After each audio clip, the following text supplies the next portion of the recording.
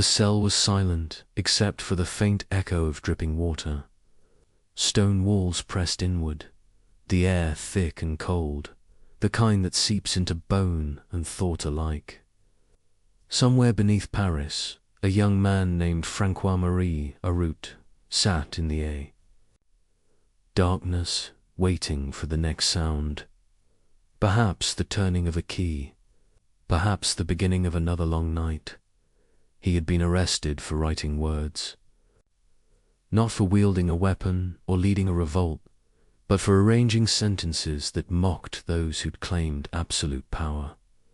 In the 18th century, that was enough to make you dangerous. And so the Bastille took him in, as it had taken so many. Before men whose only crime was daring to think out loud. Tonight we begin with him in that silence. The flicker of a candle barely touches the walls. He presses his palm against the rough stone, measuring time by the beating of his heart. What kind of person risks everything for the freedom to speak? What faith drives a human being to believe that a single sentence could shake a kingdom? This is the story of the man the world came to call Voltaire, a man whose pen frightened kings more than armies, whose laughter wounded tyrants, and whose wisdom still whispers in the quiet hours when the world feels heavy. But before he became Voltaire, before the salons and the fame and the thunder of applause, he was simply a young writer locked away for a few lines of satire. It is there, in the darkness of his imprisonment, that the seed of rebellion took root. He once wrote that to hold a pen is to be at war. The Bastille taught him what that war truly meant. The Paris of 1694, the year of his birth, was a city of contradiction brilliance, wrapped in decay. Candlelight spilled from palaces, while beggars froze outside their gates. The king was the sun, and all others revolved around his glory. Words were meant to praise, not to question. Yet even as a boy, Francois felt the weight of obedience and quietly tested its edges. His father wished him to be a lawyer. His teachers wished him to be devout. He wished only to be free. At the Jesuit college, he absorbed the classics, not as lessons in obedience, but as invitations to rebel. Cicero, Horace. The bold laughter of ancient satire, they stirred something restless within him. By the time he reached his 20s, he had learned the language of wit as others learn the language of prayer. He could pierce hypocrisy with a phrase. And in a society built on appearances, that gift was dangerous indeed. One evening at a gathering, he recited Vices, mocking the powerful Duke of Orleans. The laughter that followed carried farther than he intended. Within days, the verses were repeated across Paris, each retelling sharpening the insult. The Duke heard, and the young poet soon found himself taken by night to the Bastille. There, surrounded by damp stone and silence, he began to shed his old name. Francois-Marie Arut would not survive the walls. Voltaire was born from them. The name itself was a riddle, part anagram, part rebirth, entirely defiance. It sounded crisp, sharp, and free of the weight of ancestry. A new identity for a man who refused to bow. Imagine the rhythm of days inside that cell. Hours blurred into one another. He wrote verses in his head because ink and paper were forbidden. He rehearsed conversations with imaginary opponents, refining his logic, polishing his irony. When the guards mocked him, he smiled, a small act of rebellion that no punishment could erase. They could confine his body, but not his thought. And thought, once set free, spreads quietly through time. After nearly a year, he was released different.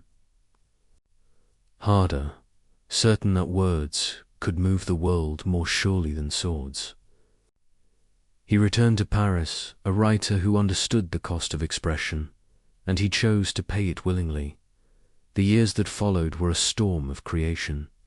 Plays, poems, letters, essays, each line testing the limits of what could be said aloud. Each success brought applause and suspicion in equal measure. Yet Voltaire thrived on the tension. To live without danger, he believed, was to live without purpose. Tonight, as you drift deeper into thought, picture him at his desk in a small Paris apartment. A single candle, the quill moving swiftly, laughter in his eyes. Outside, the city murmurs with gossip and fear. Inside, sentences form like spark-steamy fires in the dark. He writes of love, of reason, of injustice. He mocks kings, disguised as gods, and priests, disguised as saints. He believes that humor is the sharpest blade, because it cuts without drawing. Blood yet leaves the deepest mark, and always there is that quiet resolve, never to stop writing, never to stop questioning. We begin to see why kings feared him. They could silence a man, but not an idea. They could burn a book, but not the laughter it inspired. Voltaire's words slipped through walls, crossed borders, hid in letters, whispered in cafes. They made people think, and once people think. They are no longer so easily ruled. But for all his wit and courage, he was still young, still learning where ideas met consequence. When the pressure became too great, exile followed. England welcomed him, and there he found a world unlike his own land, where Parliament debated openly, where newspapers mocked ministers, where scientists questioned even the heavens. To Voltaire, it was revelation. He attended plays that ridiculed authority, and no one was arrested. He met thinkers who spoke freely of God and nature without fear of the scaffold. He saw, perhaps for the first time, what freedom sounded like. Those English years shaped him. He studied Locke's philosophy, Newton's physics, the calm confidence of a nation unafraid of ideas. He began to understand that liberty was not chaos but discipline, the courage to let truth stand without chains. When he returned to France, he carried more than books in his luggage. He carried a new faith, that reason could civilize power, that tolerance could tame fanaticism, and that laughter could outlast persecution. Yet freedom, he knew, is never granted forever. Each generation must earn it anew. He would spend the rest of his life doing just that, testing the limits, defying decrees, and proving that the pen, when guided by conscience, can be the most dangerous weapon of all. As we settle into this long night of thought and rest, let his beginning stay with Uther, young rider alone in the Bastille, forming in darkness the light that would spread through Europe. From that silence came the voice of an age, and from that voice a challenge that still lingers. Will we think for ourselves, or let others think for us? The question drifts, gentle but unending. As the first section closes and the next begins, a soft fade, as candlelight dissolves into dawn, and the dangerous mind begins to awaken. Morning light returned to Paris as if nothing had changed. Carriages rattled, merchants opened their stalls, the church bells marked the hour. But within one apartment, a man who had known confinement now studied freedom as if it were a delicate instrument, beautiful but easily broken. Voltaire's release from the Bastille was not an ending. It was a beginning, sharpened by memory. An ambition, he walked through the streets with the quiet confidence of someone who had seen power at its most fragile. Behind the grandeur of palaces and cathedrals, he recognized fear, fear of thought, fear of laughter, fear of the mindset. Loose. And he smiled. For he had learned that laughter, once born, cannot be imprisoned. Voltaire began again, writing with the energy of one who owed the world an answer. The salons of Paris, glittering with chandeliers and conversation, soon welcomed him. He observed the courtiers, the nobles, the poets, each trapped within the rules of elegance and obedience. He mastered those rules, only to twist them. His verses sparkled, his epigrams travelled, and behind every clever line lay a subtle defiance. He understood something few others did. Ridicule could reveal truth more clearly than sermons. It stripped away pretense, leaving only what was absurd and unjust. Where philosophers debated endlessly, Voltaire preferred a single sentence that would make a tyrant blush. The young poet's fame grew, but fame is never a stable ally. Every success attracted jealousy. Every joke risked punishment. He learned to balance on that thin wire between admiration and arrest. Each letter he sent, each play he staged, carried both praise and danger. He began to live in anticipation of the knock on the door, and soon it came again. This time the quarrel was personaler. Noblemen insulted him, and Voltaire, unwilling to bow, answered with words so cutting that the man replied with violence. Voltaire demanded satisfaction. He requested a duel, believing in honor more than safety. But nobility in France was privilege, not virtue. The nobleman's servants beat him before dawn, and Voltaire, battered and humiliated, was again thrown into the Bastille. The irony was bitter but instructive. Once more he found himself in a cell, writing invisible sentences in his mind. He realized then that courage without prudence was waste. What mattered was not to die for freedom, but to live for it long enough to make a difference. After weeks of confinement, the authorities offered him a choice: silence in France or freedom in exile. He chose exile in England.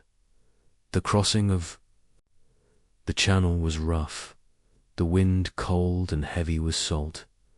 Voltaire stood on the deck, shivering not from chill but from excitement. Behind him lay a country chained by hierarchy.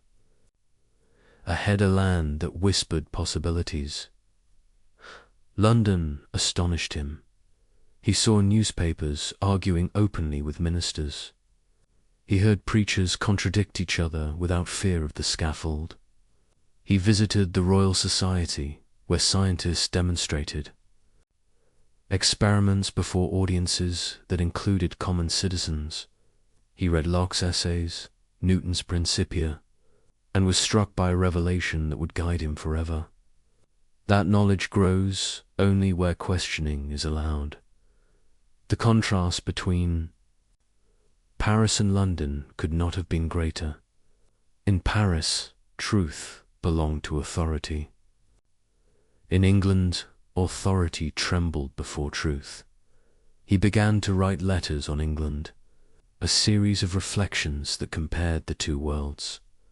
He praised English tolerance, admired its constitutional monarchy, and celebrated the free exchange of ideas. He was careful, witty, but unmistakably critical of his homeland's rigidity. When the letters eventually reached France, they were condemned and publicly burned. Voltaire, safely abroad, only smiled. Ideas, he knew, cannot be reduced to Ashdod. His English years refined him. He met thinkers who taught him moderation and skeptics who taught him humility. He studied commerce and saw how prosperity grew not from decrees, but from cooperation. He admired Quakers who refused violence, yet lived by conscience. He attended Newton's funeral and wrote, "He was the greatest man who ever lived."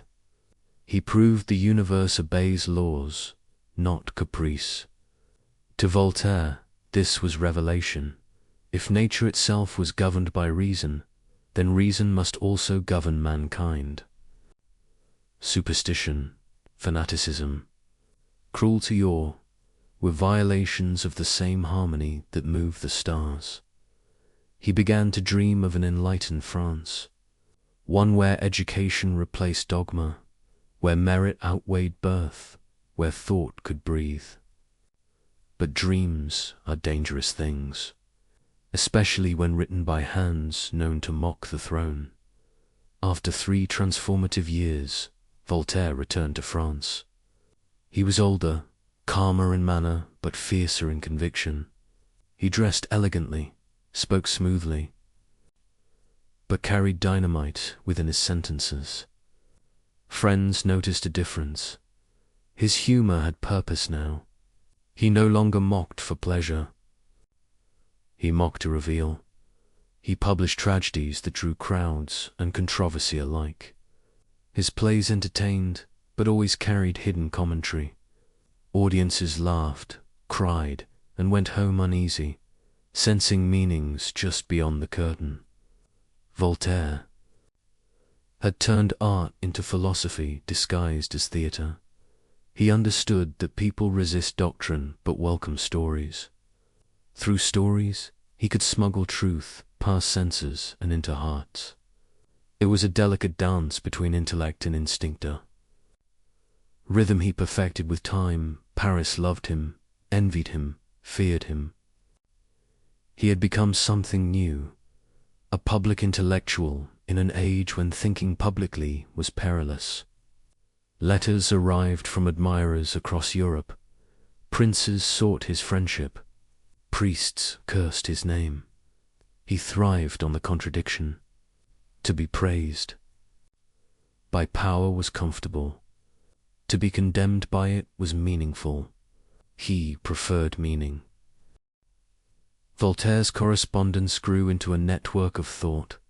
From Amsterdam to Geneva, from London to Berlin, ideas moved faster than armies. He believed this was how revolutions truly began, not with gunfire, but with conversation at night. He worked tirelessly, composing essays that challenged superstition, poems that ridiculed cruelty, and treatises defending tolerance. He wrote letters to ministers, to philosophers, to anyone who might listen or might one day remember. His wit became legend. When asked why he opposed certain powerful men, he answered, "Because they are wrong." When a censor demanded that he retract a line, he replied, "Very well, I shall retract it to 10 more editions." The more they tried to silence him, the more his words multiplied. And yet, for all his fire, Voltaire was not without doubt. He watched revolutions of spirit fail because men preferred slogans to sense. He feared fanaticism, whether in religion or reason. He began to see that freedom required discipline, that truth without kindness becomes another form of tyranny. He wrestled with these thoughts in solitude, seeking balance. He was no dreamer, detached from reality. He was a craftsman, shaping his own mind as carefully as a sculptor shapes marble. Each essay, each dialogue was another stroke toward clarity. In those years he began to form the philosophy that would guide his entire life. That tolerance is not weakness but strength, that happiness is found in usefulness, and that reason, though fragile, is the only true light. His private notebooks reveal a quiet aside reflections on mortality, friendship, and the absurd theatre of human ambition. He wrote, "We are all made of weakness and error. Let us forgive each other's words. Follies, that is the first law of nature. It is in such lines that the revolutionary and the sage converge. The Paris he returned to was restless. The Enlightenment was dawning, but darkness still lingered in its corners. Censorship remained harsh. Faith and fear shared the same pulpit. Voltaire moved through it all with the grace of a survivor. He knew when to jest and when to hide, when to provoke and when to retreat. To wage war with words required patience. He often said, "The secret of being a bore is to tell everything." He learned instead to suggest to let readers draw the dangerous conclusion themselves. It was a form of intellectual aikido, turning censorship's weight back upon itself. Through this subtle rebellion, Voltaire matured into more than a writer. He became a mirror held up to his age. Those who looked into it saw either inspiration or insult, depending on their conscience. His reputation expanded beyond France. Across Europe, thinkers whispered his name with admiration. Governments whispered it with unease. He had become, in every sense, a revolutionary one who fought not with armies, but with enlightenment. By the time the 1730s arrived, Voltaire was no longer merely a provocateur. He was a symbol. People read his works secretly, discussed them. By candlelight, copied them by hand. Each reader found a different message. Skeptics found reason, believers found tolerance, reformers found courage. That multiplicity was his genius. He never imposed belief. He invited reflection, and yet fame carried danger. A single misstep could mean exile, or worse. He lived always half-packed, prepared to flee should a pamphlet offend the wrong bishop or minister. Still, he continued, convinced that comfort was the enemy of progress.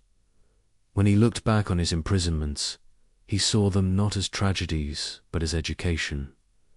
The Bastille had taught him endurance. Exile had taught him perspective. England had taught him liberty. Together, they formed the crucible in which the revolutionary mind was forged. He emerged not as a saint or a martyr, but as something rarer, a man who chose intellect over impulse, irony over anger, and principle over safety. Thus ends the making of the revolutionary. The wit, once playful, had become purpose. The exile had become teacher.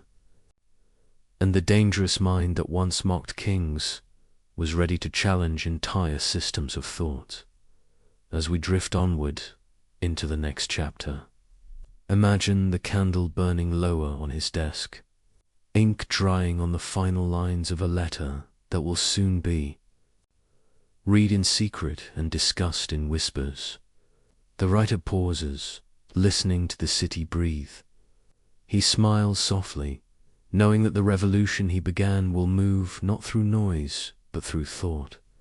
And so we fade again, from the restless energy of youth into the steadier flame of conviction, as Voltaire steps fully into the philosophy of freedom. Freedom. It is a word that glows brightly in the mind, yet feels fragile in the hands. In Voltaire's century, freedom was not a birthright, it was a suspicion. To question power was to endanger yourself, and yet he could not stop. He once said that thinking is disagreeing. To him, that disagreement was the highest form of respect for truth. The world around him, however, was built upon obedience. Kings ruled by divine right. Priests claimed heaven as their endorsement. Voltaire looked upon this structure of fear and saw an illusion, a system maintained by habit and silence. And he knew that silence, more than swords, kept people enslaved. He began to write with new precision. His essays became less ornamental and more direct. His purpose was clear: to awaken minds dulled by reverence. Reason, he argued, was the one authority that required no permission. It was not granted by kings, nor confined to scholars. It was the common property of every thinking being. He saw superstition as the oldest enemy of liberty. Superstition whispers that obedience is virtue, that ignorance is safety. But Voltaire had learned in prison that ignorance never protects, it merely delays punishment. He believed that to use one's reason was not rebellion, but duty. To think freely was the true act of gratitude toward existence itself. He expressed this belief through stories and dialogues, through the gentle art of seeming to entertain while teaching deeply.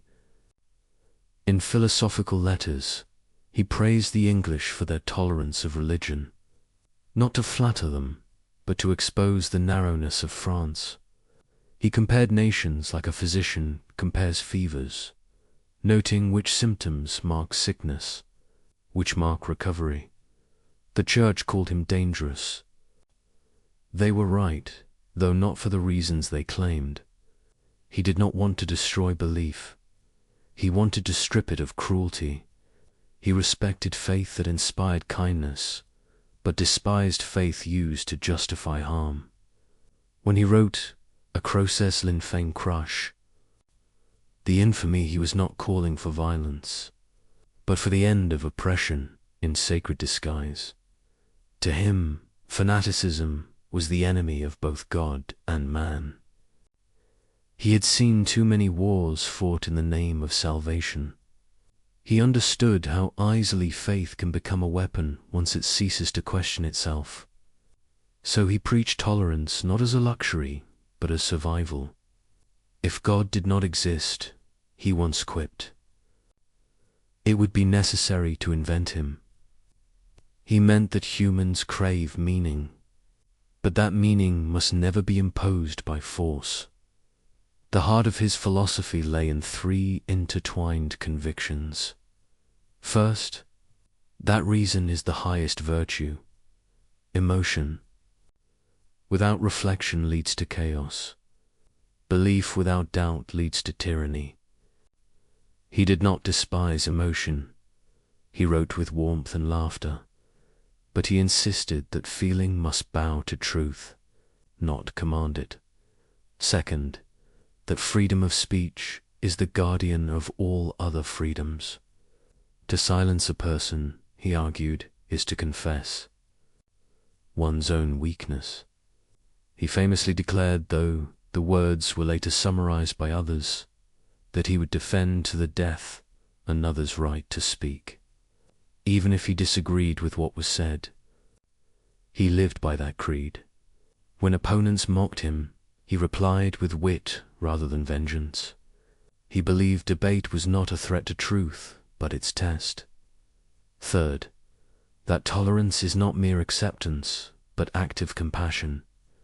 It means recognizing the shared vulnerability of all humans. It means refusing to punish difference, even when difference offends us. He urged rulers to govern as philosophers, not as priests.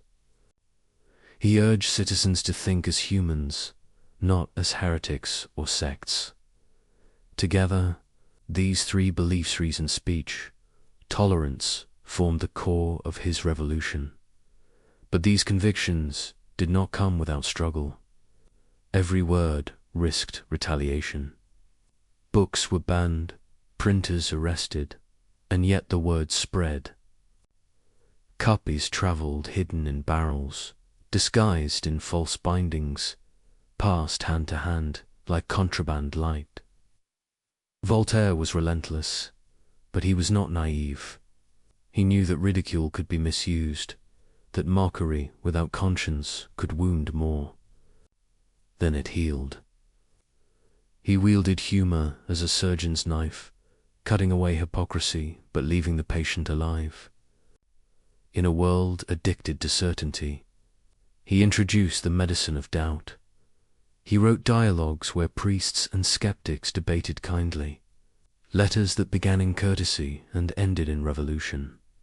His genius was not that he destroyed institutions, but that he revealed their absurdity so gently that they destroyed themselves.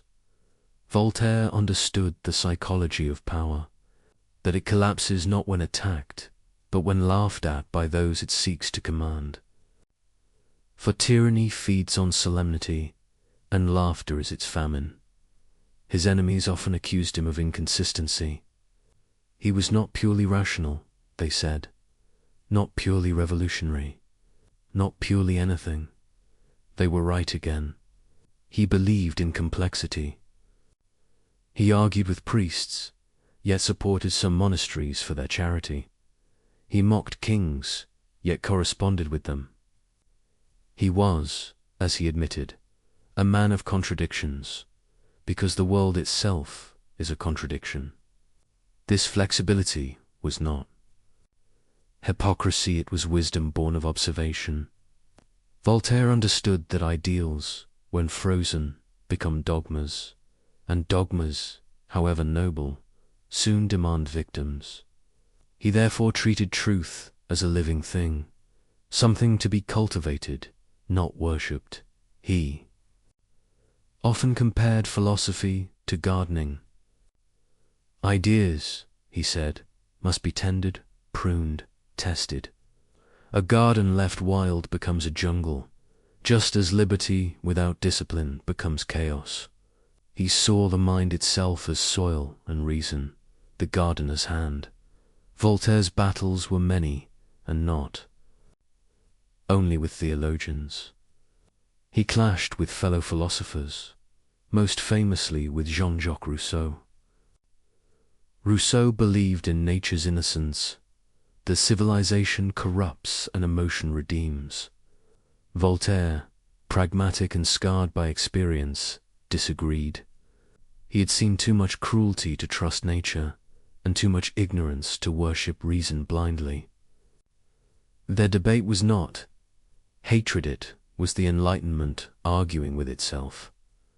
Rousseau dreamed of utopia. Voltaire sought improvement. Rousseau prayed for virtue. Voltaire demanded justice. Both loved humanity, but one through ideals, the other through evidence. When Rousseau sent him the social contract, Voltaire replied with a smile and a dagger of wit, "I have received your new book against the human race, and thank you for it." Behind the sarcasm lay admiration and warning both. He knew that even noble theories could lead to tyranny when they forget the limits of human frailty. By midlife, Voltaire had become both famous and exiled, both celebrated and condemned. He lived under pseudonyms, moving from city to city, writing in the shadows of censorship. His letters, multiplied thousands upon thousands, a one-man network of resistance and inquiry. He defended scientists accused of heresy. He wrote treatises against torture and slavery. He offered financial help to widows ruined by injustice. Each act, small by itself, formed part of a greater movement, the belief that reason without compassion is sterile, and compassion without reason is blind. Voltaire's philosophy was therefore not abstract. It was lived. It was practiced daily, in patience, humor, and work. He did not retreat into solitude or seek divine certainty. He stayed among people, arguing, laughing, writing, cultivating the imperfect garden of humanity itself. His life became proof of his doctrine. He suffered illness, betrayal, censorship, exile, and yet he wrote every day, believing that persistence is the most rational form of faith. He called himself a hard-working bee, making honey even while surrounded by wasps. This quiet endurance gave his words a depth the sermons lack. He taught not by preaching, but by example, by continuing. He once wrote, "The best is the enemy of the good." He meant that perfectionism paralyzes progress. To act imperfectly is better than to dream flawlessly. It was this modest realism that separated him from zealots. He never promised heaven, only improvement. An improvement, he said, begins with thought. The risk never ended. Authorities monitored his writings, but the more they suppressed him, the wider he spread. His letters were smuggled across borders, his ideas copied by candlelight, his name whispered as both warning and inspiration. To those in power, he was a nuisance. To those in darkness, he was dawn. He never founded a school nor claimed disciples, but his influence became a quiet contagion. Every person who began to think for themselves became, unknowingly, a child of Voltaire.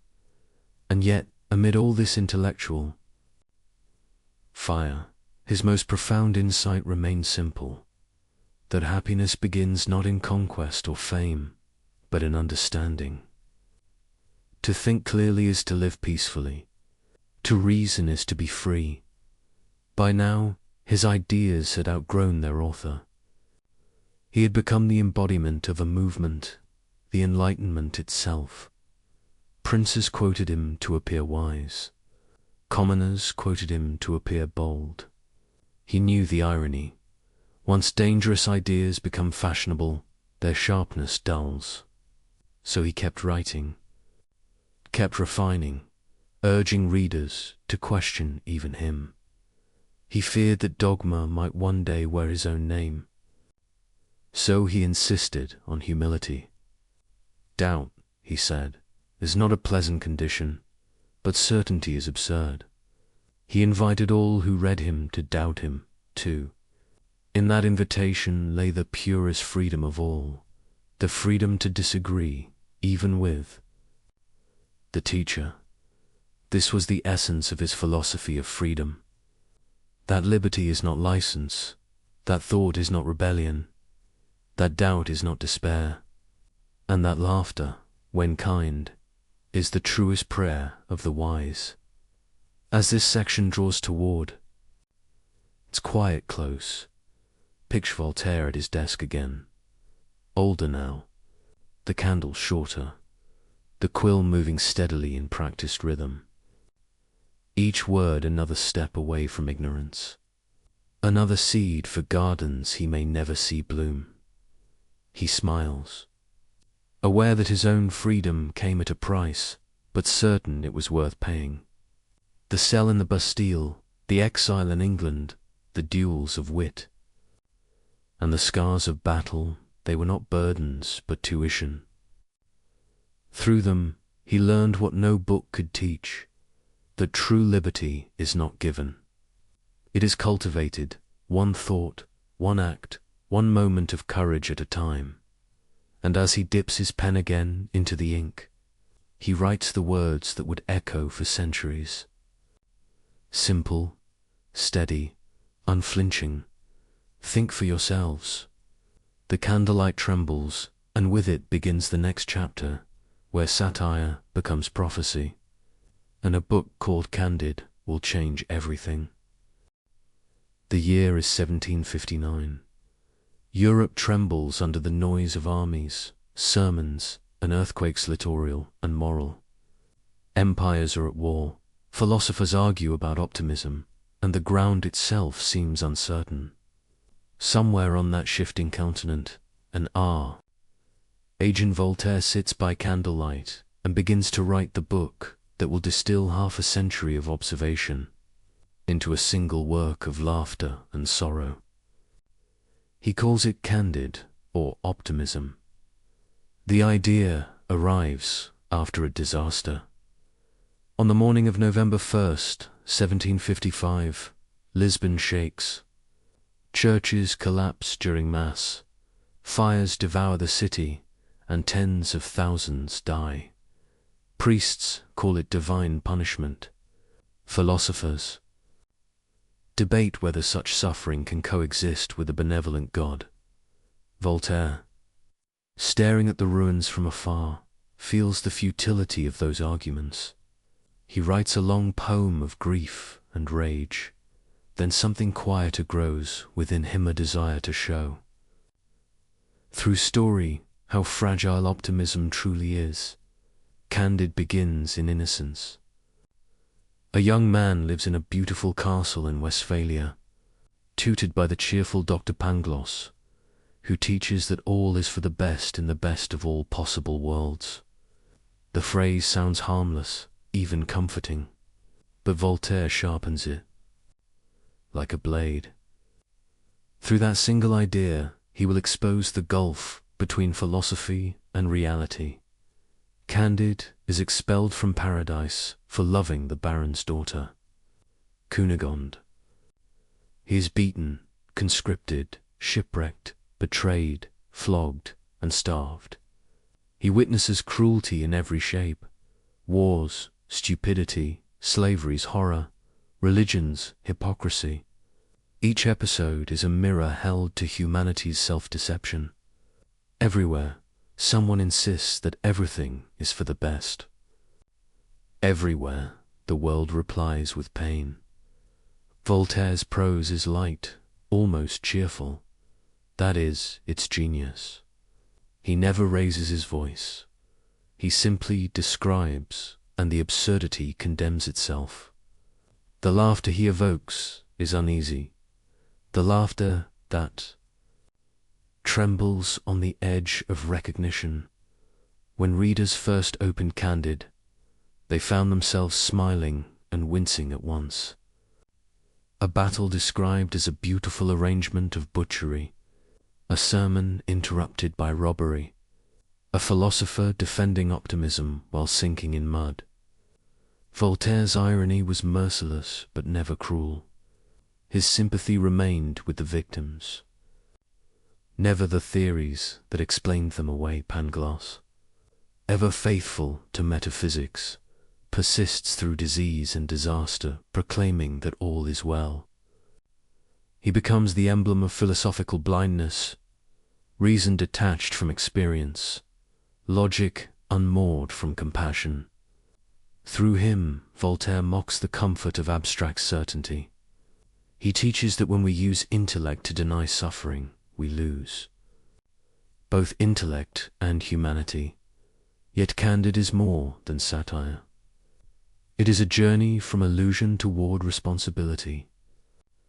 Candide begins as a believer, becomes a skeptic, and ends as something rarer, worker of his own small patch of earth. After all the adventures, he concludes with 9 simple words: Il faut cultiver notre jardin. We must cultivate our garden. Those words close the book like a sigh after a storm. They do not offer triumph, only peace earned through labor and humility. Voltaire's message is not withdrawal from the world, but engagement with what is real and within reach. The garden is both literal and metaphorical, a call to action scaled to human hands. To understand its depth, imagine the Europe that read those words. Philosophers promise systems explaining everything. Churches promise salvation for obedience. Kings promised order through conquest. Voltaire promised nothing, only a hoe, a seed, and a mind awake.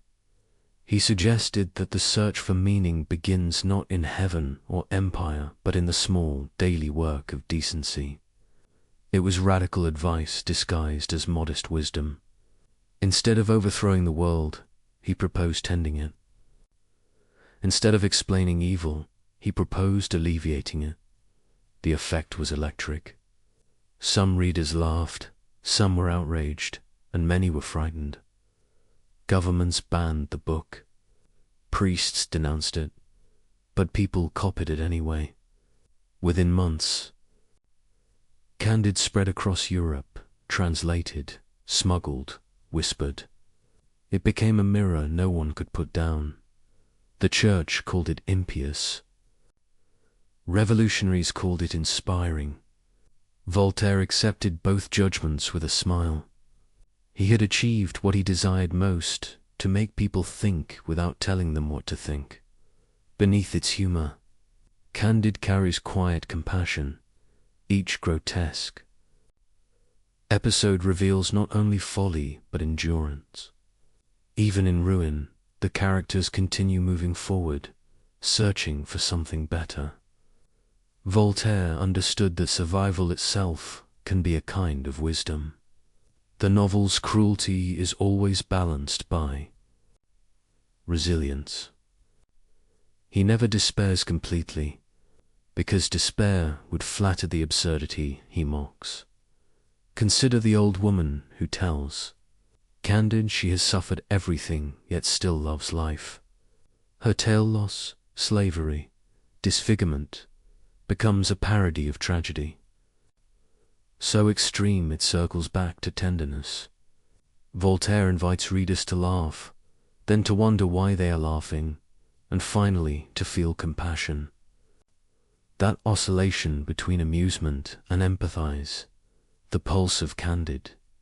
Even Pangloss, ridiculous as he is, receives forgiveness.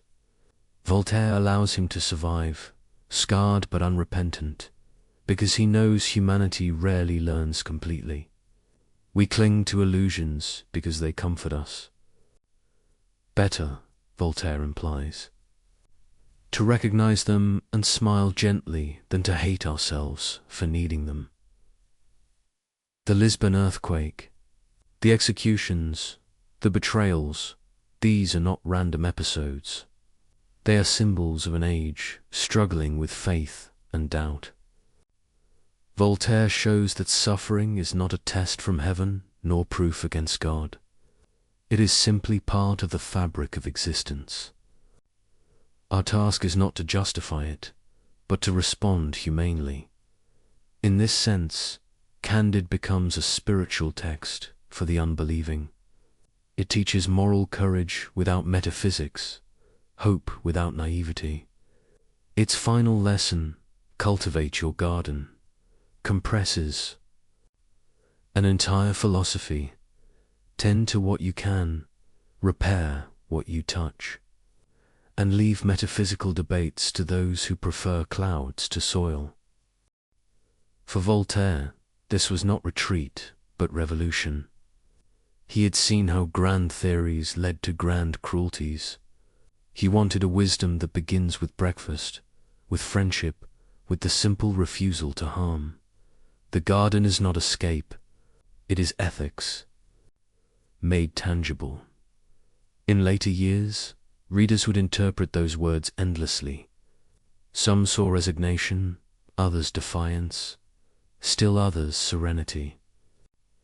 Voltaire encouraged all interpretations and claimed none. That was the trick. He left space for the reader to think.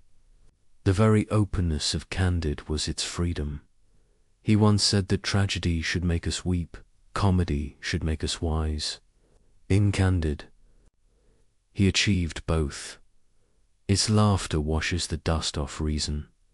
Its pain reminds us why reason matters. When the book reached Rousseau, he accused Voltaire of cynicism. "How," Rousseau wrote, "can you laugh while people suffer?" Voltaire answered, "How can you sing hymns while they burn?" The difference between them was not morality, but method. Rousseau sought salvation in emotion, Voltaire in lucidity.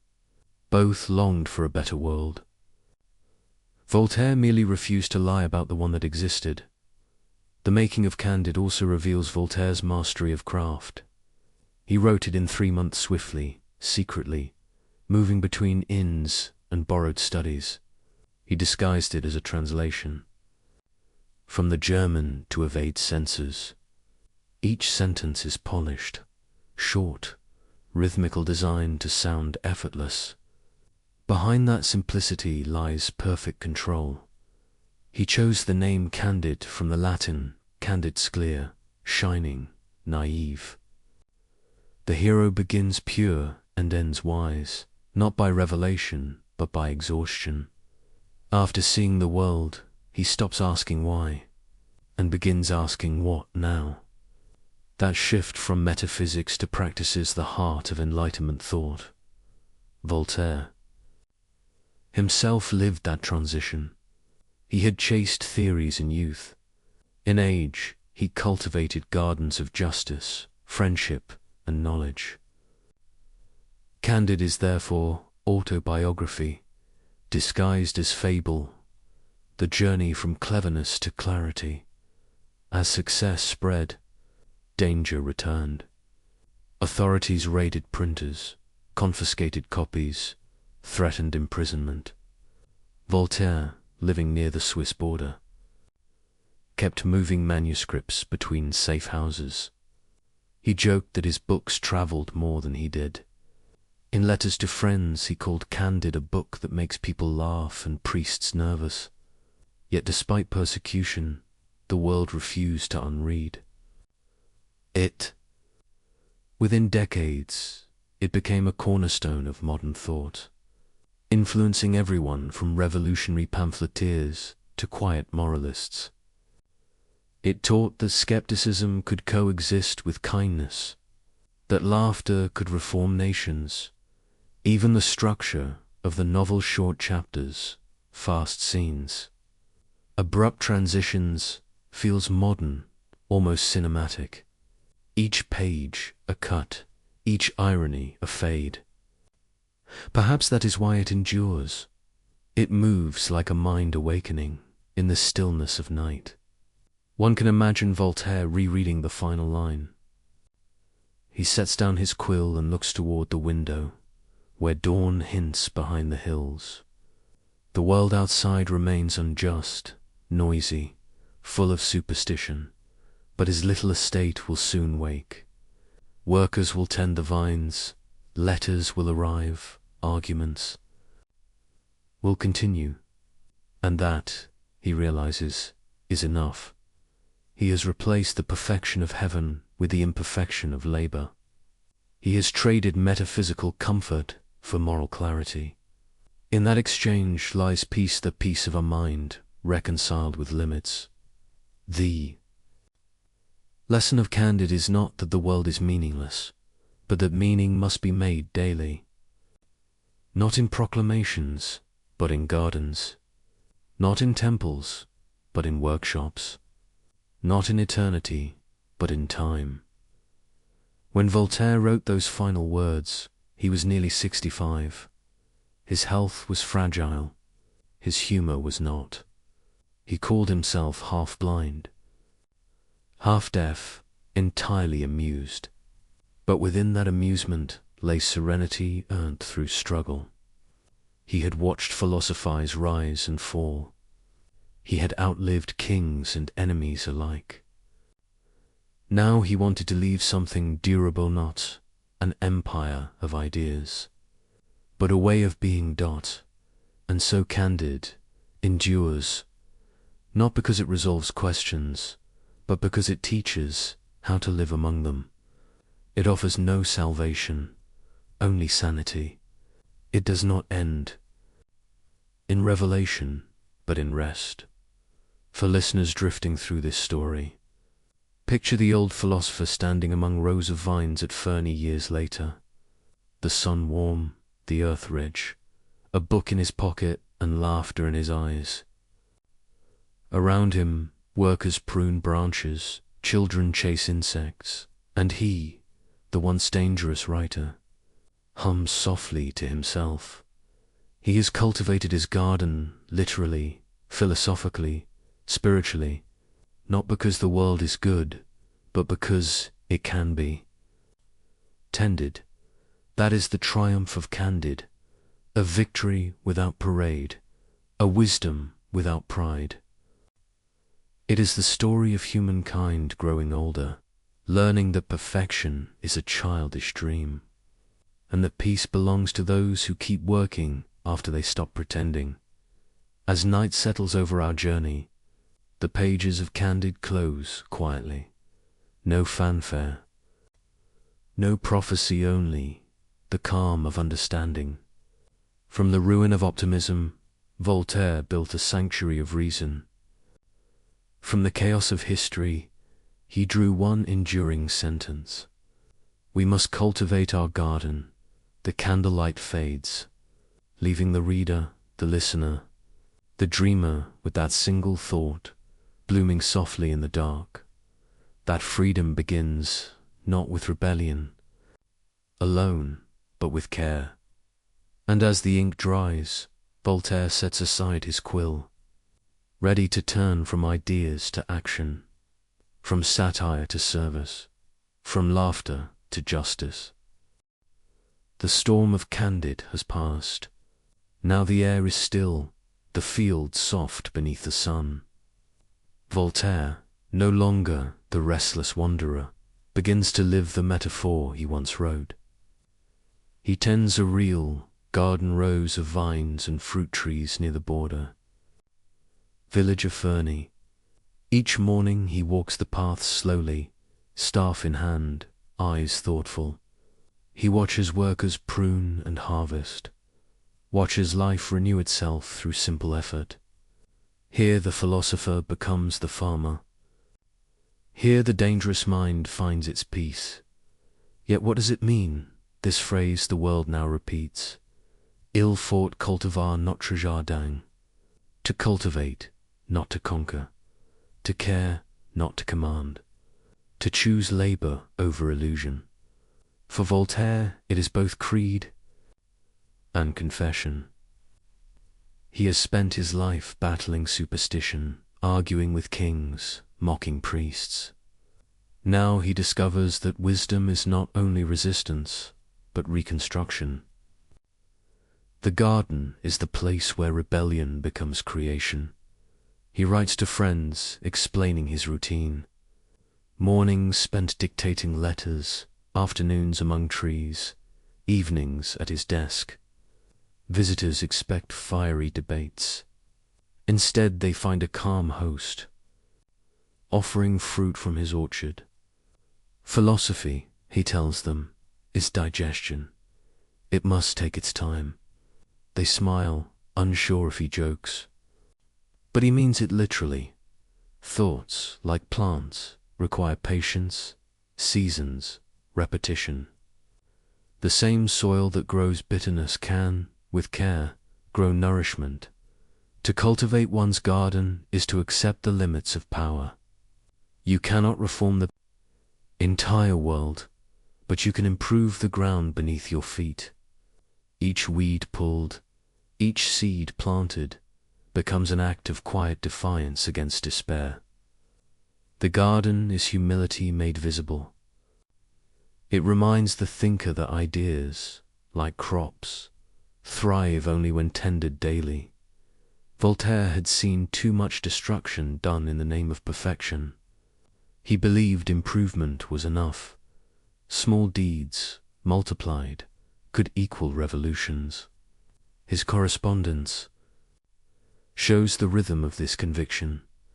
Letters to kings advising tolerance, donations to families ruined by injustice, pamphlets arguing for education and against cruelty.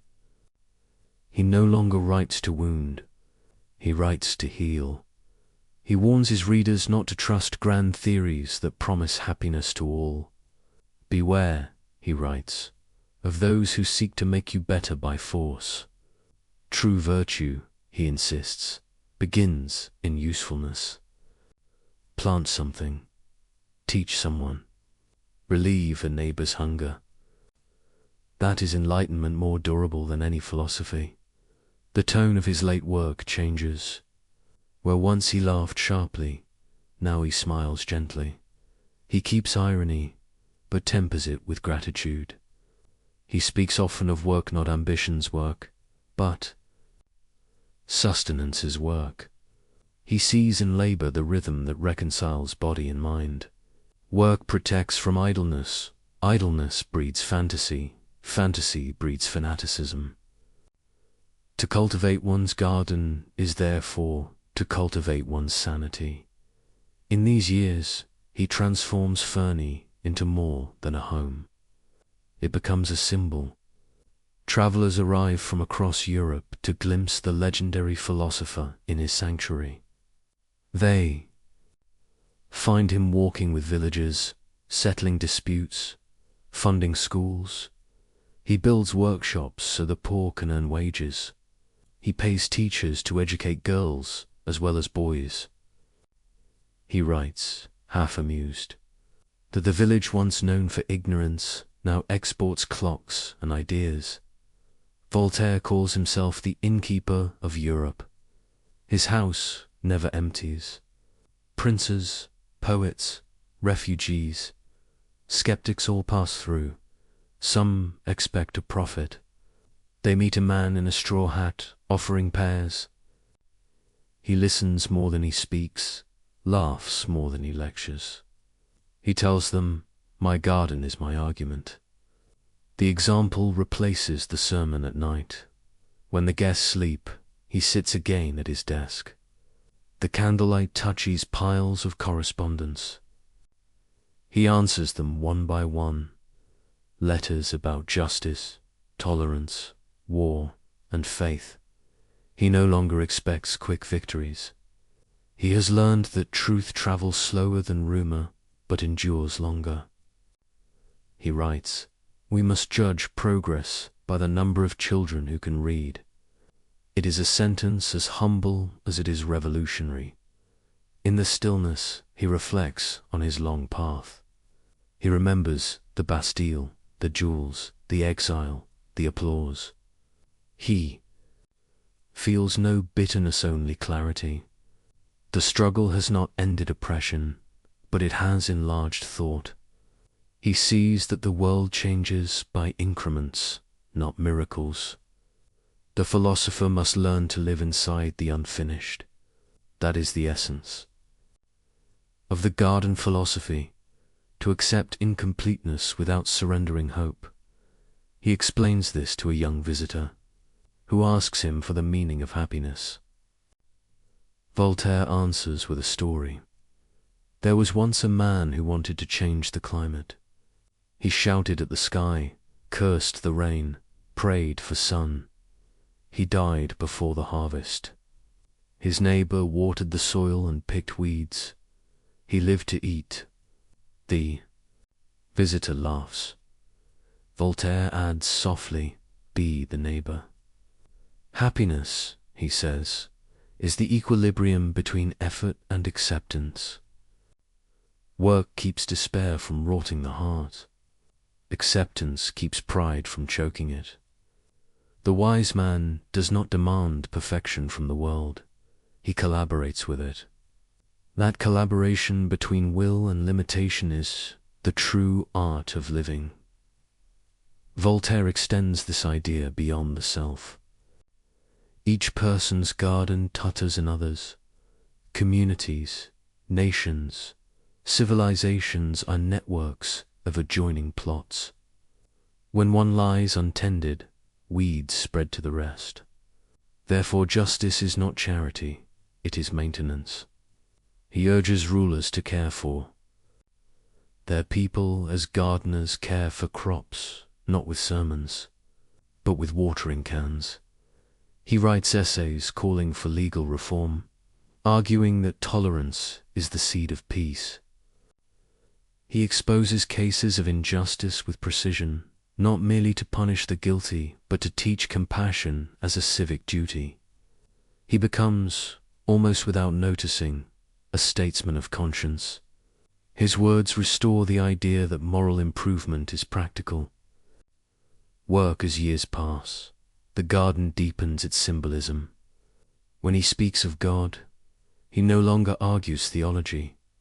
He calls God the great clockmaker, a mind beyond our comprehension, not an authority demanding obedience, but a law of order. He prays by cultivating. He worships through usefulness. He writes, "Labor keeps us from three great evils: boredom, vice, and need." That sentence, like the garden, is plain sturdy, enduring. Through it, Voltaire redefines enlightenment. It is not dazzling revelation. It is steady light sufficient to work by. He tells a correspondent that optimism and pessimism are both escapes. The wise person stands between them, hoe in hand. He believes that the greatest act of faith is persistence. Fernie flourishes. The philosopher's presence turns the village into a beacon. Travelers arrive to thank him for defending victims of injustice. Parents name children after him. He accepts the admiration with gentle irony, reminding them that he, too, is imperfect. When praised for transforming a barren region, he replies, "I merely let people work." It is his final lesson in leadership. Trust the competence of ordinary hands. The garden philosophy grows outward like vines on a wall. It touches economics work as dignity. It touches politics power as stewardship. It touches morality virtue as cultivation. In each case, the metaphor holds. Neglect breeds decay. Attention restores harmony. Voltaire writes that the philosopher who despises manual labor is a fool. He warns against detachment disguised as superiority. To think is divine, he says, but to act is human, and we are not angels. In that humility lies his greatness. He is old now, his hair thin, his body bent, but his eyes still bright. He walks slowly through the orchard each evening, stopping to inspect a bud, a bee, a patch of soil. He tells a companion, "When I plant, I believe in tomorrow." It is perhaps the closest he comes to prayer. Faith, for him, is not hope of heaven but confidence in sunrise. Sometimes he reflects on those who mocked or punished him. He feels no vengeance. He says, "They helped." May cultivate patience. This gentle irony is his final weapon, a kindness, sharper than any satire. He receives letters from across Europe asking for advice. Most he answers with variations of one theme. Do what good you can where you are. The phrase repeats through his correspondence like heartbeat. It becomes the distilled form of his philosophy, an instruction simple enough for anyone, profound enough for all time. Evenings at Fernie are tranquil. Candles flicker in the windows. The fields breathe quietly. He writes until his hands ache. Then closes his notebook and listens to the crickets. He feels gratitude more than triumph. He has lived long enough to see the seeds of his ideas sprout beyond him. He senses that revolutions of thought move like seasons slow, inevitable, returning. He wonders if future generations will understand that his laughter was love in disguise. He hopes they will remember that to cultivate a garden is to believe in continuity. He smiles at the thought that someday someone he will never meet might pick fruit from trees he planted. That, he decides, is immortality enough. When visitors later write of meeting him, they describe a man at peace but never idle. Even in frailty, he debates, jokes, dictates letters. He says, rest is good after work, not instead of it. His mind remains sharp, his humor kind. He repeats his maxim endlessly, aware that repetition is how truth sinks in. Cultivate your garden, cultivate your garden. He knows people crave grandeur, yet he gives them simplicity. He knows they want revelation, yet he gives them routine. He trusts that maturity will make them grateful for both. By the time he nears 80, the world outside Fernie is changing fast. New revolutions stir. New thinkers quote his words. Some interpret them as calls to rebellion, others as calls to reason. He watches from afar, amused and a little weary. He tells a friend, they will improve upon me, or they will not. Either way, the weeds will keep returning. There is no bitterness, only awareness that every age must weed its own soil. He does not live to see how widely his seeds will spread, how future nations will claim his ideas as their foundation, how his insistence on tolerance will shape laws, how his laughter will echo in the concept of human rights. But perhaps he would have shrugged. For him, the reward was always the work itself. As this section draws to its close, picture the old man in his chair at twilight. The sky turns gold, then grey, then deep blue. He looks toward the horizon and whispers a line half to himself. The earth is the only paradise we shall ever know if we learn to care for it. Then he smiles, sets his quill aside, and lets the silence of the garden complete the sentence. The candle fades. Another day ends in the philosophy of freedom transformed into the philosophy of tending. No monuments, no victories, only the simple miracle of things growing.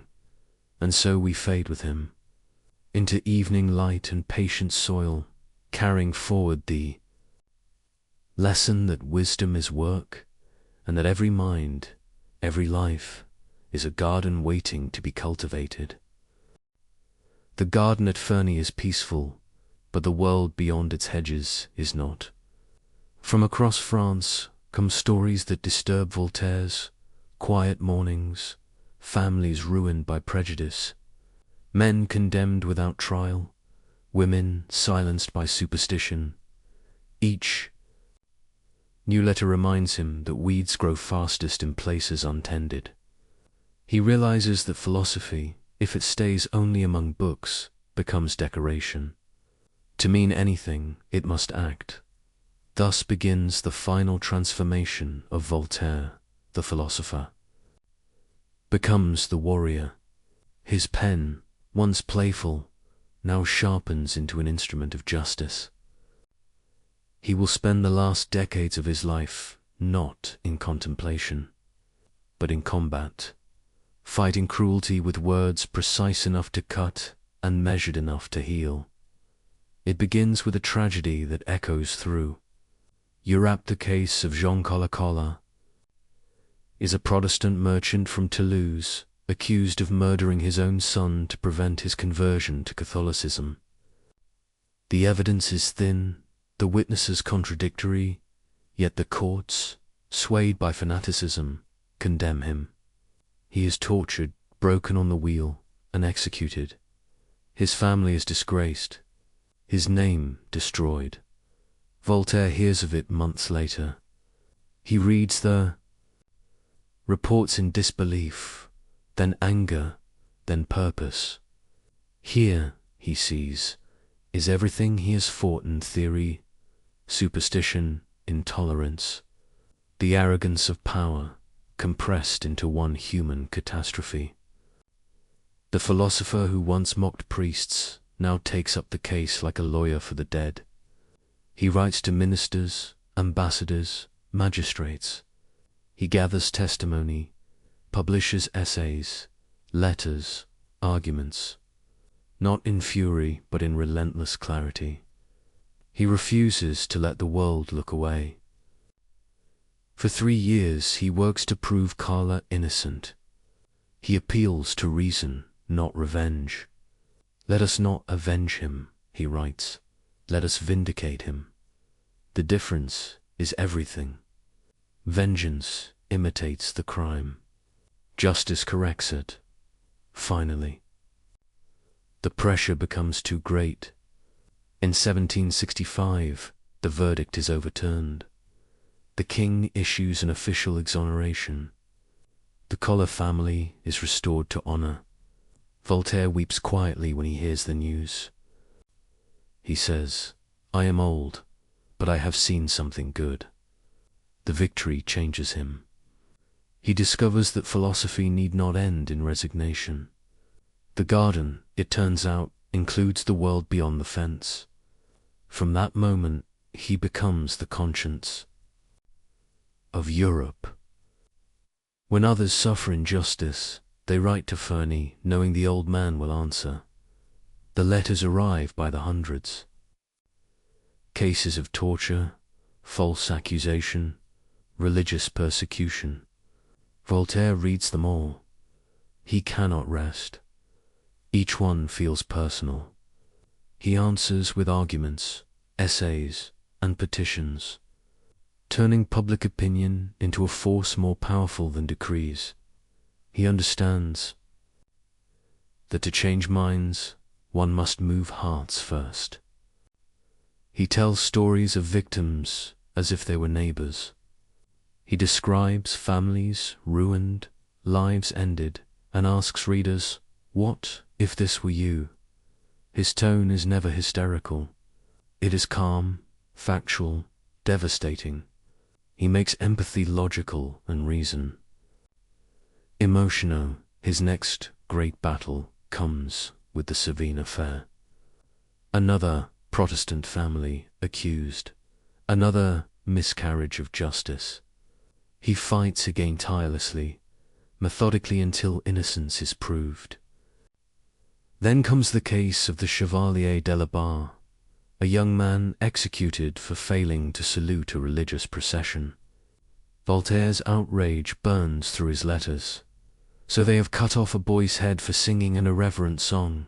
He writes, "The true blasphemy is cruelty itself."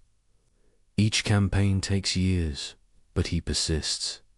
He has become the Enlightenment in motion.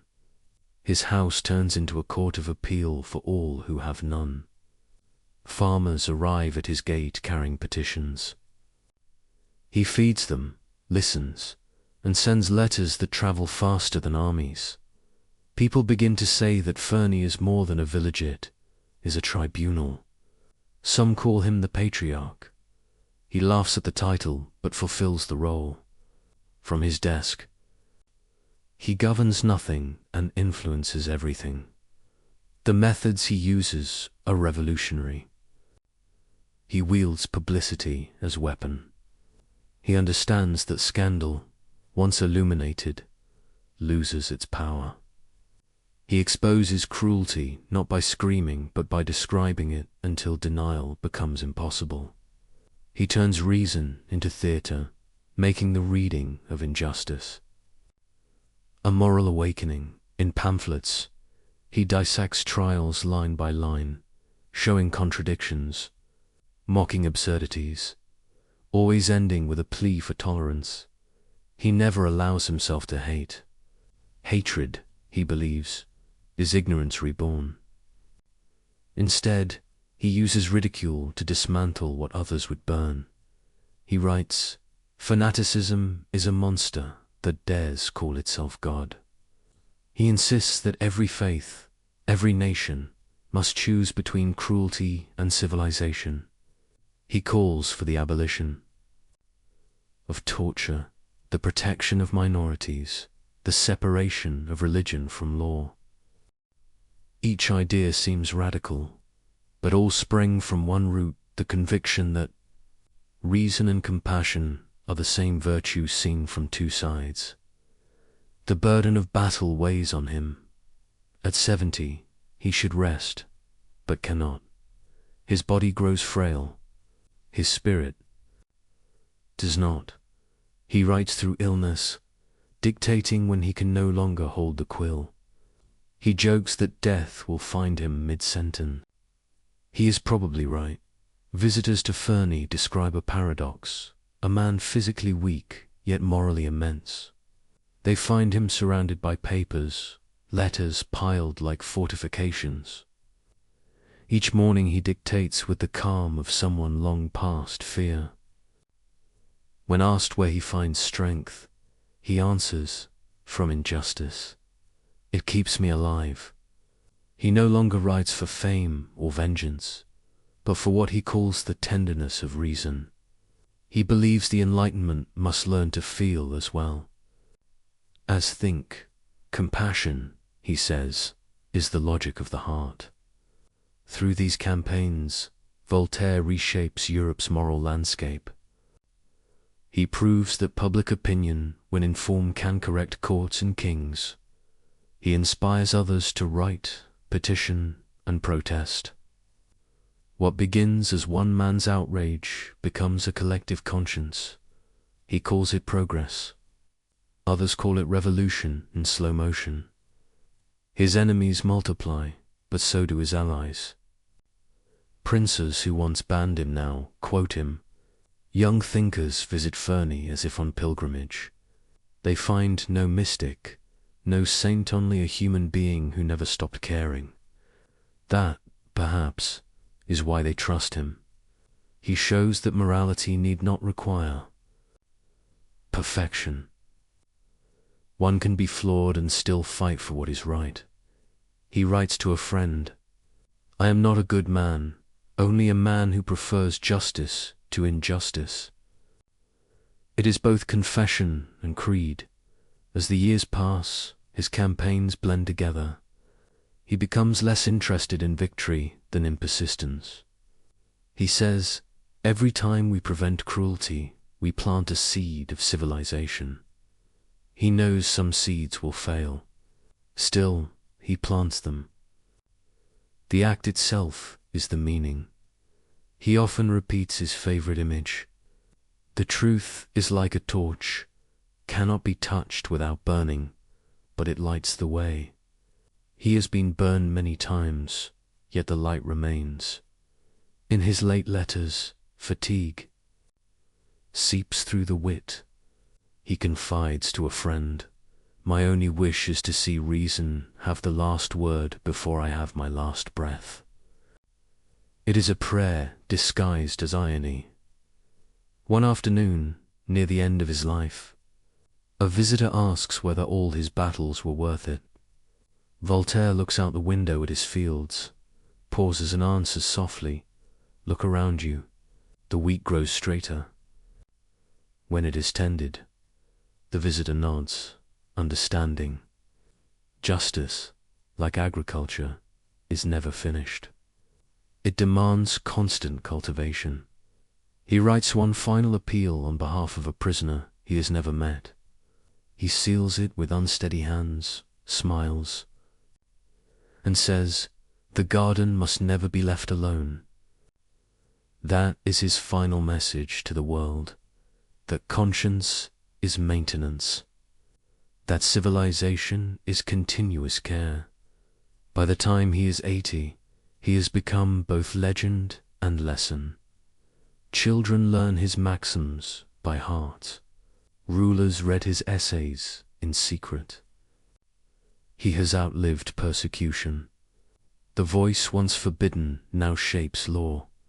Yet he remains humble, reminding admirers that truth is older than any author. "I did not invent justice," he says. "I only reminded people it exists."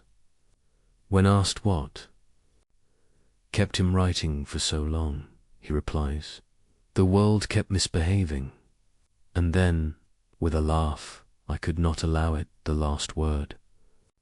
As we drift toward the close of this chapter, imagine the old philosopher at dusk, quill resting beside a half-written letter. The window is open, evening air stirs the curtains. Outside, voices of workers returning home. He listens, content. For all the battles, this sound ordinary life continuing is his reward. The warrior for justice has become a guardian of peace. He has learned that righteousness without gentleness hardens into tyranny, that truth without humor dies of solemnity, and that compassion, practiced daily, is the highest form of reason. The candle burns low. He leans back, closes his eyes, and murmurs, "Let us cultivate the garden of justice, for the weeds never rest." And with that thought, we fade into the next part of the journey, a reflection on the age he helped shape, and the enemies his light exposed. The 18th century calls itself an age of light, but the shadows are never far. Every candle burns against darkness. Every idea meets resistance. Voltaire knows this better than anyone. He has lived long enough to see knowledge advance, and ignorance advance beside it. For every mind awakened, another retreats behind dogma. The struggle, he realizes, is not between good and evil, but between curiosity and fear. By now, the world names him a leader of the philosophe. The writers, scientists, and dreamers who believe reason can civilize humankind. Their movement is not an organization, but a conversation, a network of letters stretching from Paris to Berlin, from Geneva to St. Petersburg. They debate, they argue, they contradict, but all share one belief, that light is worth its cost. Voltaire watches this awakening with mixed pride and caution. He knows ideas spread faster than understanding. He warns his friends, let us enlighten, but let us not inflame. For he senses that every philosophy, once simplified, can become a banner for zeal. He has seen how easily reform turns to revenge. The Enlightenment, to him, is not rebellion, is renovation. He does not wish to destroy the old house of faith, only to open its windows. He does not want atheism to replace religion, but tolerance to replace cruelty. He writes, if God did not exist, we should have to invent him. Not as theology, but as irony, a reminder that belief can serve morality only when it ceases to serve oppression. He admires science, but distrusts arrogance. He honors Newton as a saint of reason, but warns that even science, if worshipped, becomes superstition by another name. Reason must remain humble before mystery. That humility is what separates the sage from the fanatic. Voltaire's personal faith is quiet, almost agnostic. He calls himself a deist, believing in a creator who does not govern by miracle. The world, he says, runs on laws. The miracle is the law itself. He prefers the god of geometry to the god of thunder. It is a faith compatible with reason, a reverence without fear. Yet the age is not ready for such balance. Around him, monarchs tremble, priests plot, and revolutionaries sharpen words into weapons. He watches as thinkers younger than himself turn his moderation into militancy. They demand immediate change. He counsels patience. They call him cautious. He calls them reckless. He sees that enlightenment itself has enemies on every side. On one side, the old powers, the church, the court, the censors. On the other, new radicals who mistake destruction for liberty. Both, he says, are blinded by certainty. The true philosopher walks between, trusting in reason and experience, never in slogans. He writes, doubt is uncomfortable, but certainty is ridiculous. That line becomes a shield for generations to come. In it lies his whole method, to live intelligently in a world that resists intelligence. Voltaire studies the history of fanaticism as others study war. He collects examples of intolerance from every religion, not to mock faith, but to remind believers that cruelty wears many names. In his treatise on tolerance, he pleads for conscience without persecution. He writes, it does not require faith to be virtuous, but it requires virtue to make faith harmless. He argues that religion's purpose should be consolation, not control. That prayer means little if it blesses injustice. That salvation, if it exists, must depend more on kindness than on creed. He does not abolish the sacred, he purifies it. For him, the enemy is not belief, but fanaticism, not ignorance, but arrogance. He calls dogma the poison of certainty. His antidote is curiosity. Every question asked in good faith, he insists, is an act of worship. Among the philosophers, Voltaire stands apart. Diderot dreams of universal encyclopedias. Rousseau preaches natural virtue. Montesquieu designs political balance. Voltaire, ever practical, concerns himself with human pain. He measures progress not by theories, but by suffering reduced. Let others speculate, he says. I will prevent one injustice, and it will be enough. His influence spreads beyond literature. Economists quote him, scientists thank him, statesmen read him in secret. Catherine the Great of Russia invites him to court. Frederick of Prussia calls him friend, then rival, then friend again. They correspond for decades, trading philosophy and sarcasm in equal measure. Voltaire enjoys their attention, but never forgets that power flatters to neutralize. He flatters back, but keeps his independence.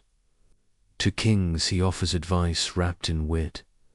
To subjects he offers laughter sharp enough to wound without bleeding. He proves that diplomacy and defiance can coexist. His letters are theatre, half flattery, half resistance. They allow him to whisper truths that would be dangerous if shouted. Still, danger finds him. Books banned, plays censored, pamphlets condemned as heresy. He answers each attack not with retreat, but with more writing. He claims that persecution is advertisement. Burn my books, he says, and you light my words anew. In time, his defiance becomes legendary. Young writers adopt his tone, mixing courage with comedy. Voltaire becomes not only a thinker, but a style, a rhythm of irony, a way of being fearless without hatred. But as his fame grows, so does the backlash. Priests accuse him of corrupting youth. Some scholars envy his influence. Even among allies, jealousy breeds suspicion. He endures it with amusement.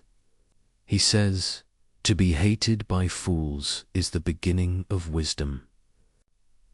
The Enlightenment he helped ignite becomes a constellation too bright for one man to control. New thinkers push beyond him, toward revolutions he will not live to see. He reads their manifestos and feels both pride and unease. They speak of liberty, equality, fraternity, words that echo his own. But with heat instead of light, he fears that in destroying tyranny, they will forget tolerance. That in freeing themselves from kings, they will enslave themselves to anger. He senses the future approaching with the sound of marching feet. Beware, he writes, of those who burn to reform mankind. They will burn mankind itself. Yet, he does not despair. He believes ideas evolve beyond intention. The philosopher sows, history harvests. He will not live to see how the harvest turns, but he trusts the soil. In these twilight years, Voltaire writes, less polemic and more reflection. He returns to themes of aging, forgiveness, and mortality. He asks what the Enlightenment has truly achieved. People think more freely, yes, but do they feel more kindly? Science has advanced, but has wisdom kept pace? He answers himself softly, perhaps progress is not speed, but direction. To move toward reason, however slowly, is already victory. He watches children playing in the streets of Fernie and imagines a world where laughter is safe. That, he decides, is civilization's test, not the splendor of cities, but the peace of ordinary joy. Through all these meditations, his humor never deserts him. He jokes about death, about God, about himself. He says, "I am at the age when one must choose between dying of boredom or dying of something else." Friends call his levity blasphemous. He replies that only despair is sin. His laughter, even now, is service. It keeps fear at bay. He understands that laughter and light share the same property. Both reveal, both comfort, both vanish when forced. That is why he refuses fanaticism on every side. He loves reason too much to make it a religion.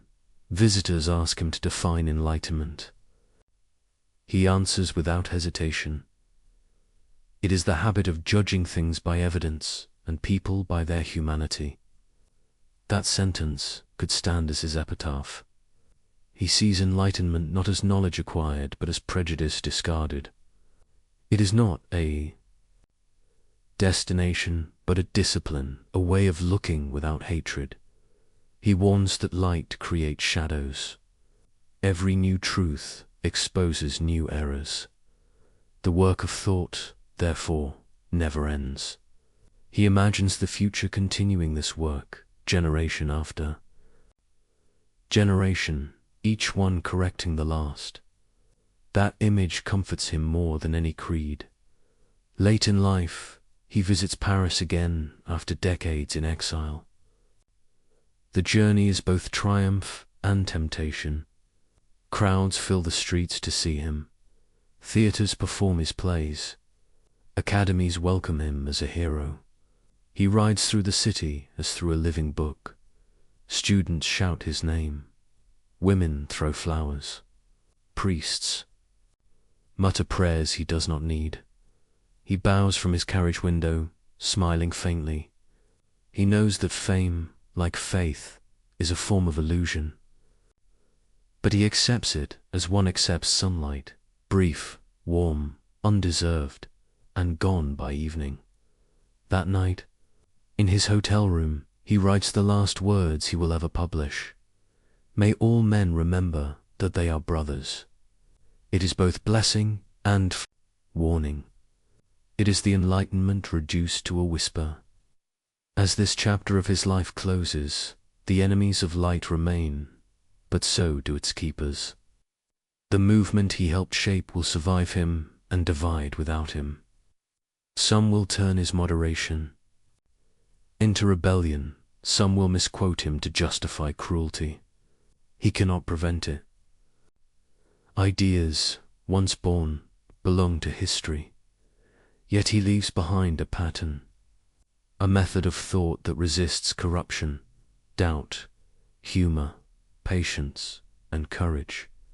Together, they form an invisible armor, stronger than dogma, lighter than pride. And so, as night settles on the Enlightenment's greatest witness, Voltaire sits once more at his desk. The candle flickers. The pen rests between aging fingers. He writes one last note to a friend. The truth is slow, but it walks. He seals the letter, sets it aside, and listens to the quiet world he helped to free. Outside, the wind stirs his garden. The same garden he once made metaphor now rustles like applause. The philosopher smiles, knowing that the light he tended will wander on without him, fragile, flickering, but alive. And as we fade toward the next part of this journey, the final letters, the final home, the final peace, his words linger softly behind. The more I see of mankind, the more I love my garden. In the century before instant words and glowing screens, letters with a bloodstream of ideas. They carried thought from one solitude to another, stitched together the countenance-hidden conversations, and no one wrote letters like Voltaire. His pen connected kingdoms, scholars, merchants, and friends. He wrote as if correspondence itself were a republic, a nation without borders, ruled only by curiosity. His letters were many things at once: confession, argument, performance, and disguise. Each one revealed a part of him and concealed another. They were the mirror through which Europe saw its conscience. He called them little ambassadors of truth. They carried humor where sermons could not, reason where pamphlets were banned, and compassion where the law was deaf. By the end of his life, he had written more than 20,000. A lifetime of sentences sent across mountains and seas, each one a spark of intellect searching for its match. Through them, Voltaire built the most powerful weapon of the Enlightenment: communication. He understood that wit could cross borders, that armies could not. While census-inspected books and sermons thundered from pulpits, his letters slipped quietly from desk to desk, turning into echoes that could not be contained. He addressed kings as equals, priests as students, friends as partners in the grand experiment of reason. He wrote with grace and danger balanced so delicately that even his enemies could not resist reading him.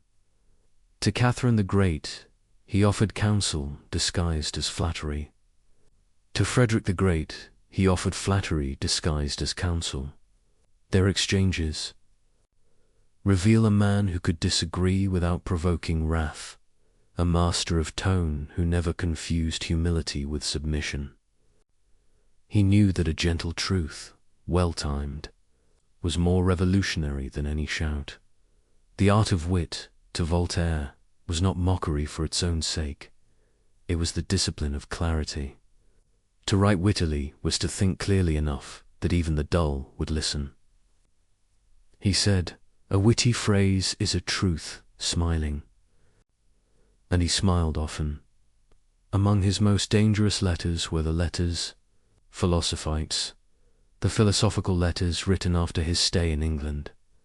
They compared English liberty with French absolutism, English science with French dogma. Each essay was a mirror angled just enough to reflect discomfort. He praised the English Parliament not to glorify Britain, but to embarrass France into thinking. When the book appeared, it exploded like quiet dynamite. Readers laughed first, then realized what they were laughing at. The clergy denounced it. The government banned it. Copies were burned in public squares. Voltaire, from exile, watched the smoke rise and murmured, "Fire purifies my ideas, will be sterilized and reborn." Those letters marked the birth of modern journalism. Fact and opinion fused into art, argument disguised as conversation. Voltaire had discovered that information, when made elegant, could move faster than authority could suppress it. What made him truly dangerous was accessibility. He wrote not for academies, but for anyone who could read. He refused the obscurity of scholars, believing that knowledge locked in jargon was as useless as treasure buried in stone. He wanted light to reach kitchens and workshops. His enemies called him vulgar. He took it as praise. "Let us be clear," he said, "so that clarity itself becomes contagious." He believed that reason must be shared to survive. An enlightened few accomplish little.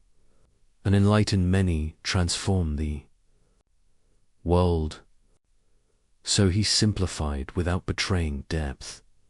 He laughed in sentences short enough for memory. He quoted himself before others could misquote him. And always he wrote as if speaking to one attentive mind, the reader alone at night, candle burning, low, heart open to thought. Voltaire's wit served not only philosophy but humanity. He used humor to comfort the afflicted, to reassure them that laughter need not vanish in suffering. In letters to grieving friends, he writes not of theology, but of endurance. He tells one widow, "Your tears are proof of love, and love is proof of life. Therefore, you honor the dead by living kindly." To another, he writes, "We cannot choose our tragedies, but we can refuse to be their accomplices." His compassion is always practical, never sentimental. He treats sorrow as he treats tyranny, something to resist through clarity. He once advised a friend tormented by doubt, "Do not be ashamed of uncertainty. It is the first step of reason, and the last of pride."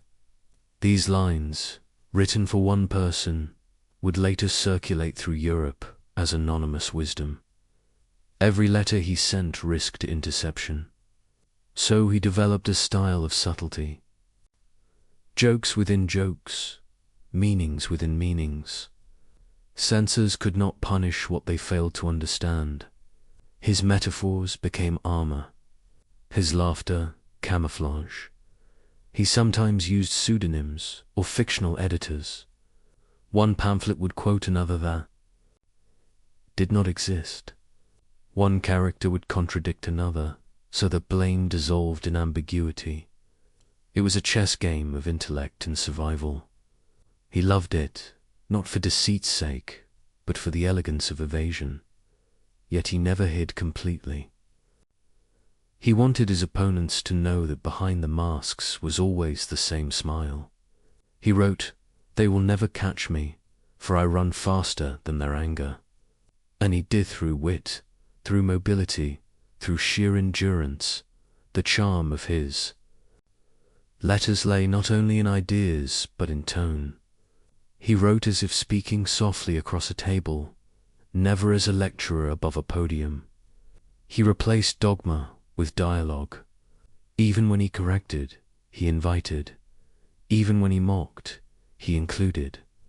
He used humor to level the field between philosopher and reader. To a young writer, he advised, "Do not preach, converse."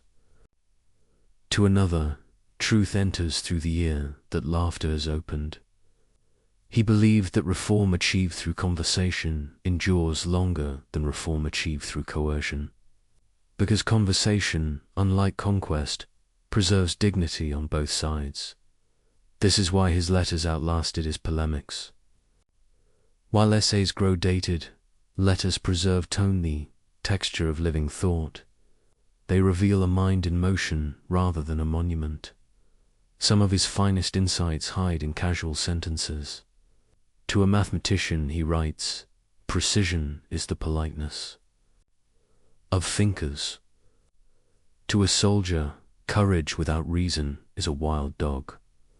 To a poet, the rhythm of a verse is the rhythm of breathing. If it stops, so does the reader. He could be teacher, friend, and provocateur in the same paragraph. He turned correspondence into mentorship on a continental scale. Many of his recipients never met him, yet felt they knew him intimately. He belonged to them, not as idol, but as companion in the art of questioning. He gave them permission to think aloud, and that permission, granted quietly through envelopes, became one of the most subversive acts of his century. The tone of his letters also reveals a paradox. For all his attacks on hypocrisy, Voltaire loved the theatre of life. He enjoyed playing roles: courtier, rebel, sage, comedian.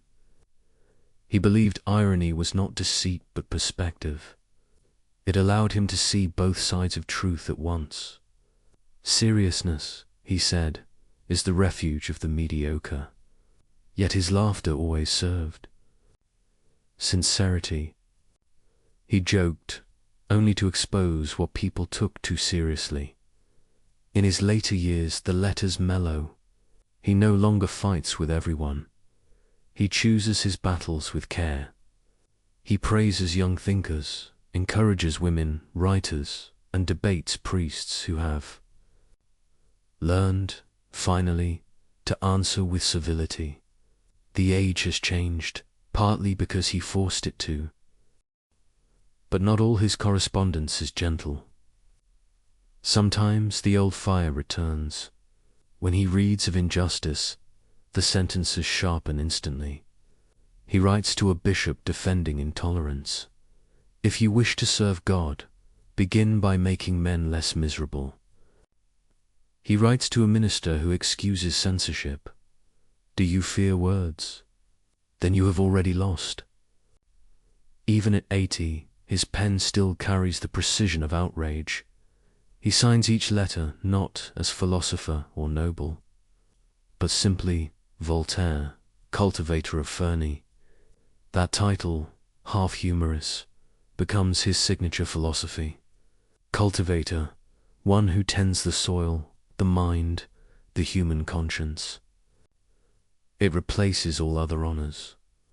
Through these letters, Europe learns to think aloud. They form the nervous system of the Enlightenment, carrying shock, sympathy, and stimulation across distance.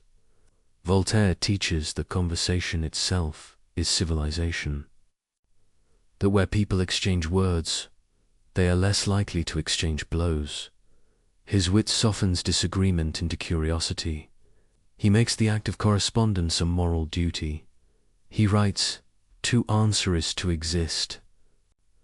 He means that silence is complicity, and that every reply, even in disagreement, keeps reason alive. He anticipates the future without knowing it, a world connected by voices instead of chains, a world where words travel faster than armies. In his letters lie the first architecture of modern dialogue, toward the end.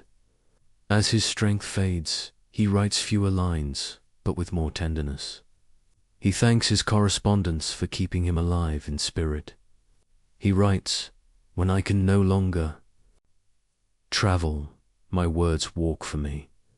He feels the limits of his body, but not of his reach. Every sealed envelope carries another fragment of his immortality. In one of his last letters, he muses, "I have spent my life fighting foolishness, and I see that it is immortal. But perhaps, if it never dies, neither will laughter." That single line could stand as the motto of his age. He does not expect victory. He expects continuity. And that expectation, humble and steadfast, is the true essence of enlightenment. When he dies, his letters remain in drawers, trunks, pockets. They circulate slowly, outliving censorship, outliving even the revolutions they inspired. Future generations will piece them together and find not a hero, but a human voice, curious, weary, amused, alive. They will see that his greatest creation was not a book or a theory, but the habit of correspondence itself, the ongoing dialogue. Between minds seeking clarity, Voltaire's wit was dangerous because it proved that truth need not be solemn to be powerful. A joke, sincerely meant, could loosen the grip of tyranny. A letter, honestly written, could change a world one reader at a time. As this section fades to its quiet close, imagine him once more at his desk, the quill moving slowly across parchment. He signs his name, folds the sheet, and presses wax upon it. The candlelight flickers on his face. He smiles, not triumphant, but content. He has learned that words, like seeds, find their soil in distant minds. And somewhere, perhaps tonight, someone will open a letter and feel a sudden lightness of thought, a quiet rebellion, a smile at the edge of revelation. That is how enlightenment travels, not by decree, but by correspondence, and in the hush that follows, his voice drifts on, patient and amused, to whisper through centuries, still teaching us to think, still reminding us to laugh, and still daring us to tell the truth gently. By now the world has changed, and Voltaire with it. He has written his way through prisons, courts, and revolutions of thought. He has outlived kings, outargued bishops, outlasted his enemies, and yet he remains what he was at the beginning. A man in search of a place where he can think freely, live honestly, and write without fear. That place will be Ferney, a small estate near the French-Swiss border, a frontier between nations, between safety and danger, between silence and speech. It is fitting that his final home lies between worlds, for Voltaire himself has always lived there, half rebel, half diplomat, half jester, half judge. He arrives in Ferney in 1758, an old man in years, though not in energy. The journey has taken him through exiles in England, Geneva, and Lorraine, each offering temporary shelter, but never rest. He has been a guest of princes, a fugitive of priests, a man to free for any government's comfort.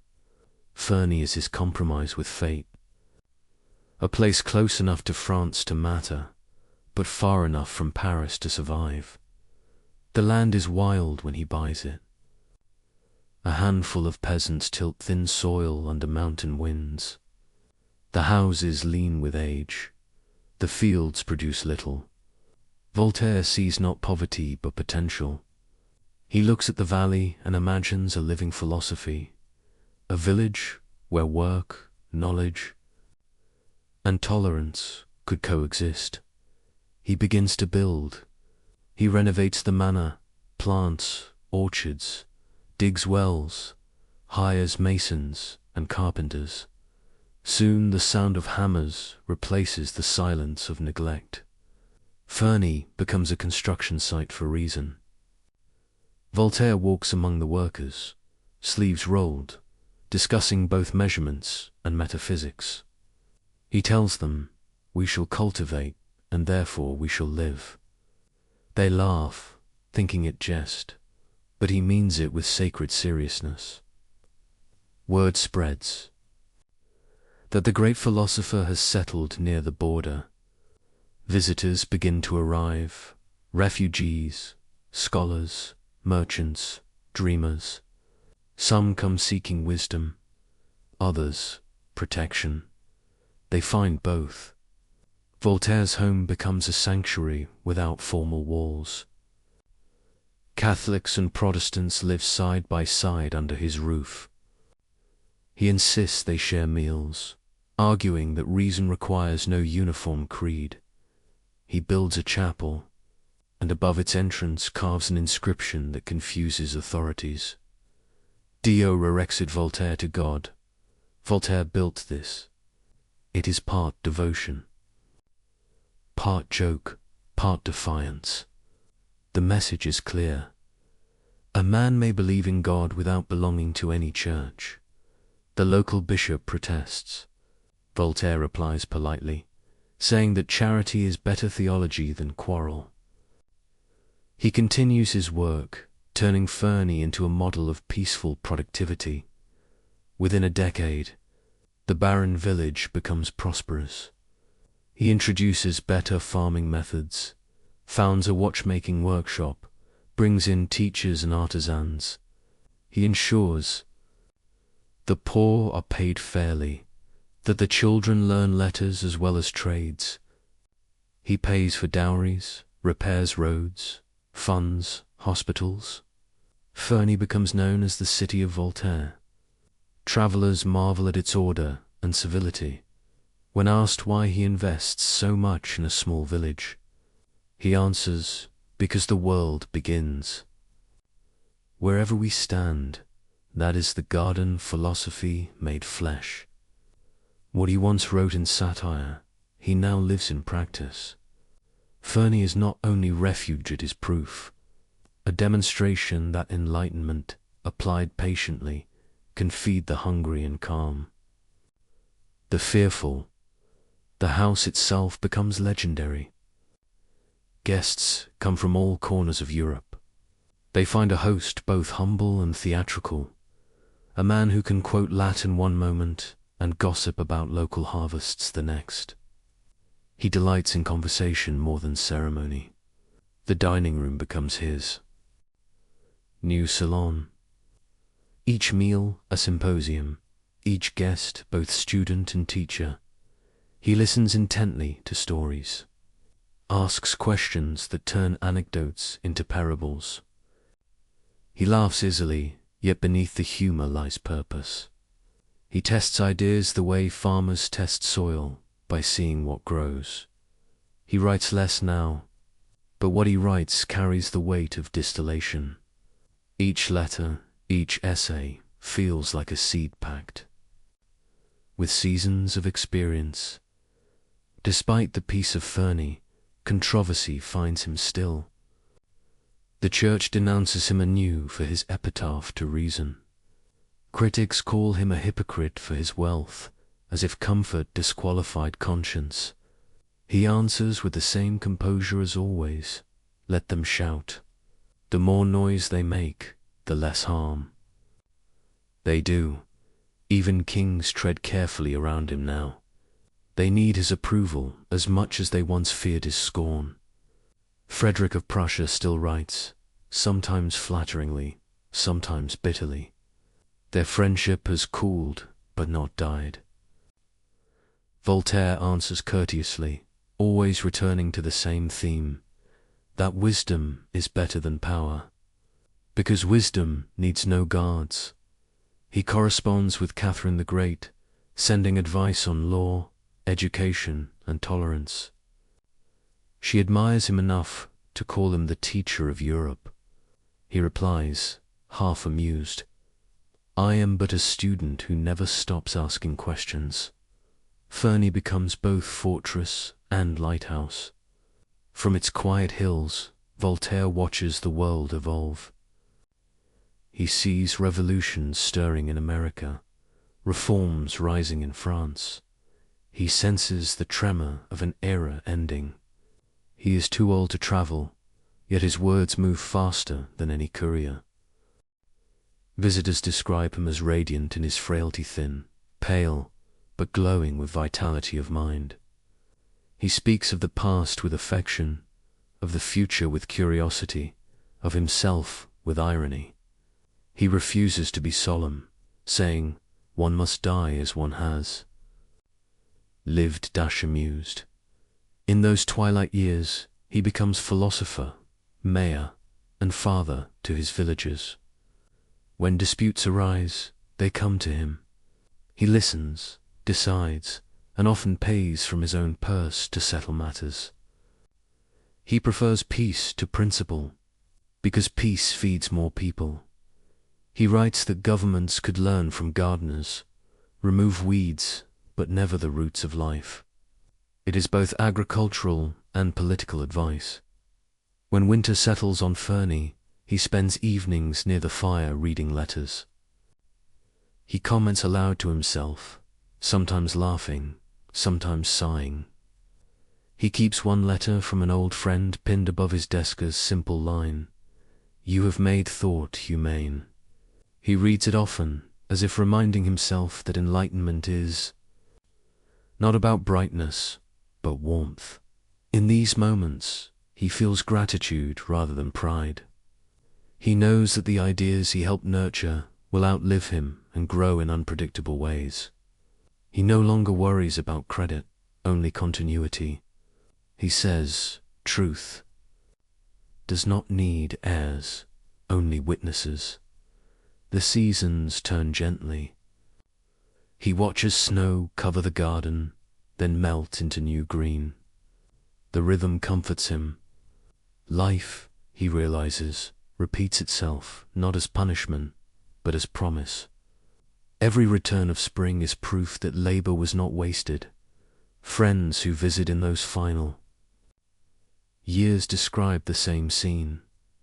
Voltaire sitting by a window, a quill in one hand, a basket of fruit beside him. He offers pears, stories, and questions. Always questions. Are we better? He asks one evening. Not perfect, just better. The visitor hesitates. Voltaire smiles. That hesitation, he says, is honesty. Keep it. Fernie becomes his metaphor for the human condition in imperfect paradise maintained by imperfect hands. He writes that civilization is a garden under siege by weeds. Weeds will always return. The task is to keep them manageable. He has no illusions of final victory, only faith in the daily act of care. He reminds his villagers that thinking is also cultivation. He funds a small school, teaches arithmetic and reading, believing ignorance is the root weed of them all. When someone thanks him, he replies, "Do not thank me. Thank the idea of progress, it belongs to everyone." He continues to write letters late into the night, his sentences shorter now, but no less clear. He ends one with, "My body sleeps, my mind keeps gardening." It is both metaphor and fact. As he grows weaker, Paris calls to him once more. Friends urge him to return, to receive the adoration he has long been denied. For years he refuses. Then, one spring morning in 1778, he decides to go. "I shall see my children once more," he says, meaning his readers. The journey is slow, but when he enters the city, it feels like history itself coming home. Crowds gather, shouting his name. The theater dedicates a performance to him. The streets bloom with applause. He bows, weary but smiling. After decades of exile, Paris has become the world he imagined a city daring to think aloud. He stays only a few weeks. The excitement exhausts him. One night he whispers to a friend, "I die loving God, cherishing my friends, not hating my enemies, and detesting superstition." Then he sleeps. They bury him in secret, for the church still fears his presence even in death. But fear cannot silence affection. Years later, the revolution will carry his remains to the Pantheon, where crowds will chant his name and call him the soul of France. Fernie, meanwhile, remains. The gardens continue to bloom, the workshops hum, the schools teach. His villagers keep a chair for him at the table and say, "He is not gone. He is working elsewhere." And so, as we leave this quiet refuge, picture the estate at dusk, the air cool, the fields golden. A single lamp glows in the study window.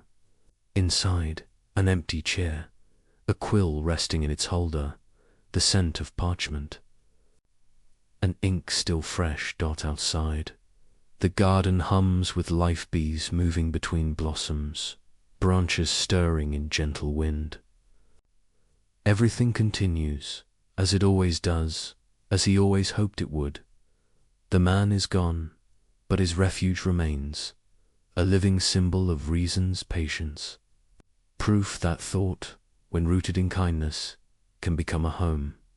And from that quiet place between nations, between faith and doubt, between laughter and truth, Voltaire's voice still carries, soft but unending, "Cultivate your garden. It is the only world that will ever belong to you." The year is 1778. Voltaire is 83 years old, thin as parchment and just as full of words. He has lived through a century that feared him, mocked him, and finally learned to listen. Now, after 27 years away, he returns to Paris, the city that once imprisoned him, the city that now greets him as a prophet returned from exile. He travels slowly, stopping in villages along the road. Everywhere, crowds gather. Farmers, students, merchants, people who had never read a line of his work, lined the streets to see the face that had argued with kings. They call his name not as a philosopher, but as a friend. Some kneel, others laugh, and he, amused, waves them to their feet. He whispers to his companion, "When I left, they cursed me. Now they cheer." It seems success is simply exile that lasted long enough. When he enters Paris, the city erupts. The noise is overwhelming, the cheers rising from every quarter like the sound of an awakening. Windows blaze with candles. Carriages follow his coach through the streets. The Academy welcomes him as a returning patriarch. Theatres perform his plays to standing ovations. Crowds wait outside his lodging just to catch a glimpse of him. He bows from the balcony, thin and radiant, eyes gleaming with both exhaustion and disbelief. He has outlived all who condemned him. He has outlasted every threat. In that moment, the philosopher becomes a legend made flesh. The applause seems endless, but beneath it he hears something deeper, the murmur of a century closing behind him. He senses that he has become the bridge between worlds, the old of kings and creeds, and the new of liberty and reason. He knows bridges do not last forever, but while they stand, they carry everything across. During those weeks in Paris, he lives as if the years have rolled away. Visitors crowd his rooms from dawn to nightfall. He speaks, jokes, argues, blesses. Students ask for guidance. Nobles beg for wit. Painters sketch him, poets quote him, and children recite his aphorisms like prayers. He laughs softly at the irony that after a lifetime of being too dangerous to print, he has become the safest symbol of intellect the world can offer. Yet even as he enjoys the adoration, he feels its fragility. He tells a friend they applaud ideas they have not yet understood. When they begin to understand them, they will tremble again. He knows popularity is not proof of progress. Still, he accepts it with grace. To deny joy, even temporary, would be ungrateful. He spends his last nights attending the theatre. The audience rises when he enters. Actors stop mid-performance too. Bow. He bows back, smiling faintly. A physician warns him that the excitement will kill him. Voltaire replies, "Then let me die," applauded. The exhaustion does come. After so many years of surviving persecution, his body cannot withstand celebration. He grows weak, though his mind remains clear. Friends gather around his bed. Priests send polite invitations for confession. He declines gently. "I have nothing to confess except curiosity," he says. He insists on reason, even in farewell. He murmurs, "I am tired of hearing people ask for miracles. It is miracle enough that we are alive." One night, sensing the end near, he dictates his final statement. "I die loving God, cherishing my friends, not hating my enemies, and detesting superstition." Then he adds, smiling, "Now leave me to die in peace. Do not make a ceremony." Of it, a few hours later, in quiet sleep, he does Paris mourns and celebrates at once. The church refuses him burial in consecrated ground. The people ignore the refusal. Friends smuggle his body by night to a monastery near Troyes.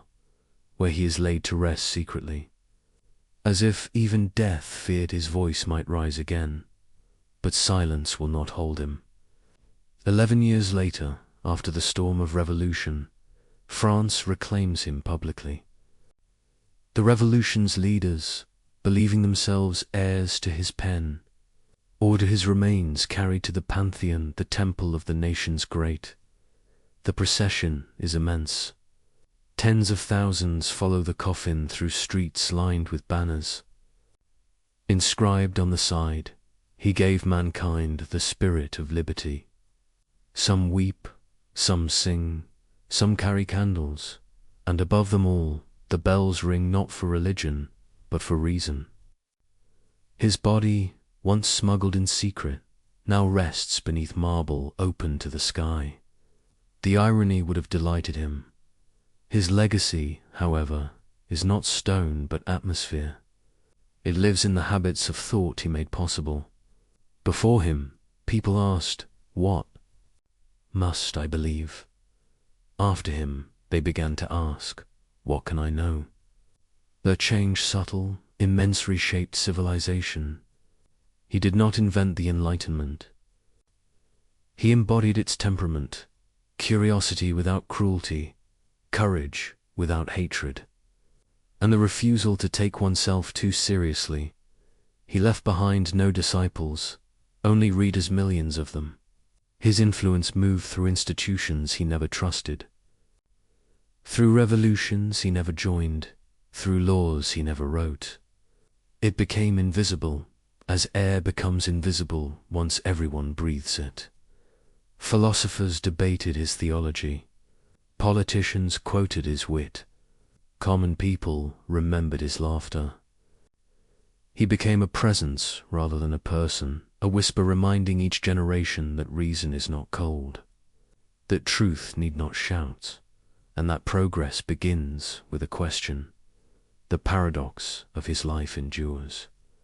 He mocked power yet advised rulers. He doubted God yet prayed in labor. He lived for peace yet fought endlessly. Through contradiction, he remained coherent, because his loyalty was never to systems but to conscience. He believed that the mind, like the world, must be cultivated daily. His garden was never perfect, but it was alive. In every age since, his name reappears whenever freedom trembles. Whenever censorship returns, someone quotes him. Whenever fanaticism spreads, someone reads him again. He becomes the eternal companion of rebellion tempered by thought. His laughter echoes in courtrooms, classrooms, and cafes. It is the laughter of a man who has seen folly and forgiven it. The laughter that clears the air before dawn. Centuries later, the philosopher remains modern. His ideas anticipate the rhythm of the digital age, fast, witty, skeptical, global. He would have loved this world of endless conversation and feared it equally. He would have warned us that speed without reflection turns communication into noise, that enlightenment must keep pace with invention. He would have told us, as he told his own century, to be skeptical not of truth, but of those who claim to own it. His garden survives now as metaphor. We cultivate it each time we choose understanding over outrage, dialogue over dogma, kindness over pride. Every act of patience continues his work. Every question asked in good faith extends his light another generation. That is his real immortality, not a statue, not a book, but the rhythm of thinking that refuses to stop. If you walk today through the Pantheon in Paris, past marble heroes and carved prayers, you may see his tomb bathed in quiet light. Visitors stand in silence, reading the inscription. Poet, historian, philosopher, he prepared us to be free. Some smile, some nod, some simply linger. They may not realize it, but in that silence, they are participating in his last request to think for themselves. And somewhere beyond stone and centuries, one can almost hear the faintest echo of his voice, still curious, still amused, still whispering to all who would listen, "Cultivate your garden. Speak gently, but speak. And if you must fight, fight only with reason." The applause of his final return never truly ended. It continues quietly each time a person questions fear, each time laughter survives injustice, each time a mind opens. Instead of closing, that, more than any revolution, is Voltaire's victory. And so the story closes as it began, with a man and a pen. A cell replaced by a study, darkness replaced by dawn. He left the world no perfect system, only a method of courage, to live with light enough to see, and humility enough to doubt. The candle burns low once more. Ink dries on the page. The philosopher rests, his words still moving quietly through time. A reminder that freedom is never granted once, but cultivated forever.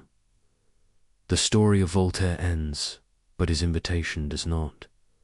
Each generation inherits the same question. What does it mean to cultivate our garden today in this restless century of ours? The words sound simple, almost quaint, yet within them lies an entire philosophy of survival. It is not about literal soil alone. It is about the peace of the world that each of us can tend, the small circle of influence where care still matters. It is the idea that improvement, not perfection, is the real work of a lifetime. Voltaire's garden was once a patch of land at Ferney. Ours may be a household, a classroom, an online conversation, a business built with integrity, or simply a quiet discipline of attention in a noisy world. Every place where effort meets patience is a continuation of that same enlightenment. We live in a time flooded with light screens, information, opinions, and yet so much of it blinds rather than illuminates. Voltaire would recognize this paradox immediately. He would remind us that light without clarity becomes glare, that knowledge without perspective becomes confusion. He would tell us that the gardener's task is not to own the sun, but to guide its warmth to what needs it most. He would ask, "Are you cultivating your mind, or merely consuming?" For him, thought was labor, low, methodical, honest. It required weeding out prejudice, watering compassion, letting humility breathe between rows of certainty. He would insist that wisdom still begins when noise ends in silence long enough. To hear one's own reason, to cultivate our gardens today is to resist despair. Every age believes itself in crisis, but perhaps what changes is only the form of distraction. In Voltaire's time, tyranny wore robes and crowns. In ours, it often wears exhaustion. We hurry from task to task, forgetting that the gardener's greatest strength is patience. He would tell us, "Slow down.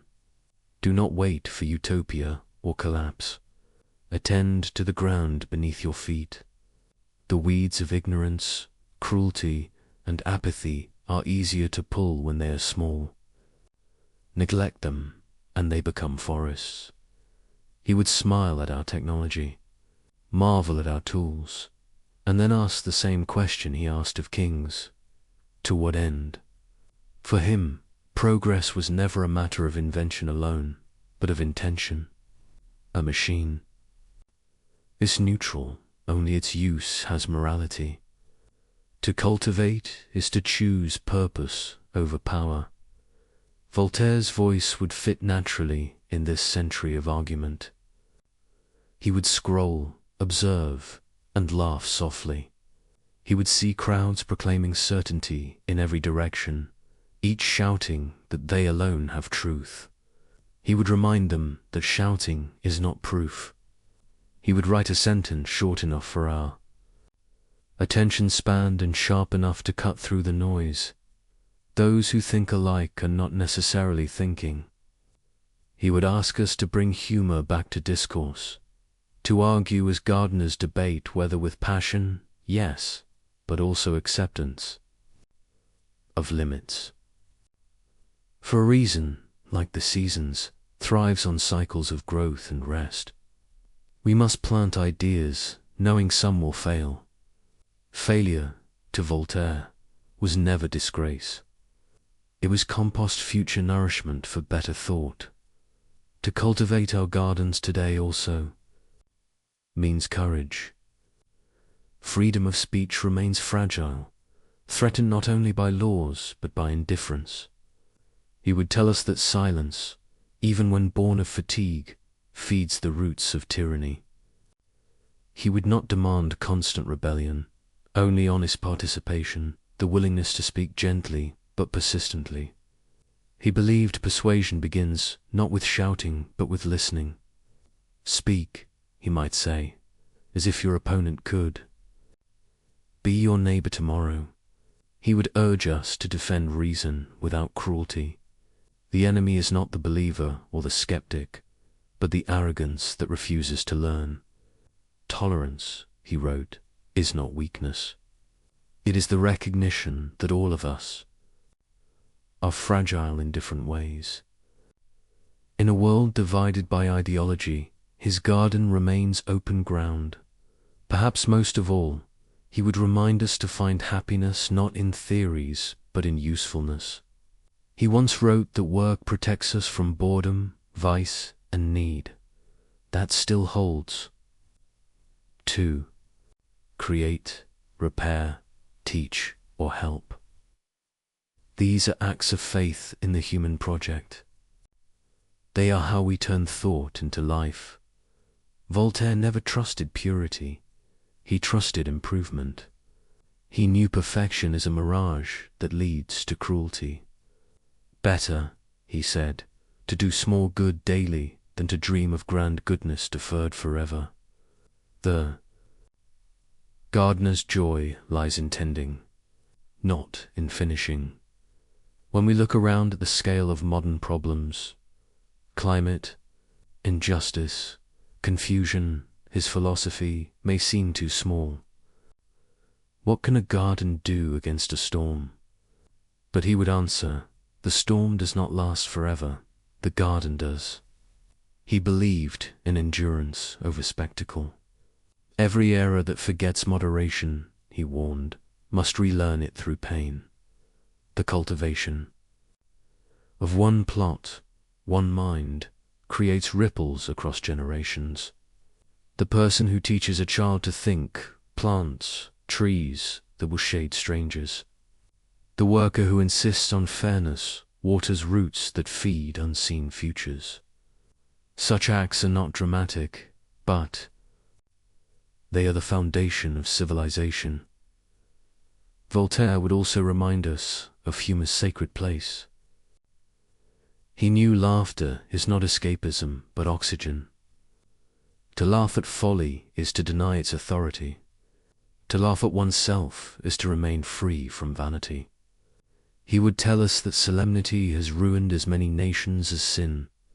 When we can still smile at absurdity, we prove that reason is alive. He would not ask us to be saints, only to be awake. He would forgive our contradictions as he forgave his own. He would say that doubt, properly tended, bears the fruit of humility. And humility is the soil in which wisdom grows. As the night deepens, imagine sitting in that old garden of Ferny, the air cool, the leaves whispering. You can almost hear the faint scratch of a quill, the sound of a chair creaking, the voice of an old man smiling as he writes, "Let us cultivate our gardens." He meant it literally, and he meant it for eternity. It is not instruction, but reassurance, that goodness is still possible, that effort still matters, that the world, for all its noise, is still capable of being tended. We cultivate our gardens. When we study instead of scroll, when we build instead of complain, when we forgive instead of argue for sport, we cultivate them. When we plant trees we will never see mature, when we mend a friendship instead of winning an argument, when we leave a space more peaceful than we found it. These small actions, multiplied silently, are what keep civilization breathing. He would call this the arithmetic of kindness. No sermon, no ideology, just numbers that add up over time. 1,000 tiny efforts outweigh a single grand declaration. Every thoughtful person becomes a gardener of their own era. In the end, cultivating our gardens today is nothing more and nothing less than remembering that freedom is a form of responsibility. To think clearly, to speak honestly, to act usefully, to rest without surrendering curiosity. These are the tools of the gardener's trade. Voltaire's life taught that the battle for reason is not fought once. It is maintained every sunrise. He gave us not conclusions, but habits. He did not ask us to worship his name, but to continue his work. As this journey draws to its quiet close, imagine returning from the vastness of history to your own small garden. It may be literal or invisible, a piece of mind or earth or duty. Look at it the way he would, without cynicism, without illusion, but with care. The weeds will always be there. So will the light. He would wish you not perfection, but persistence.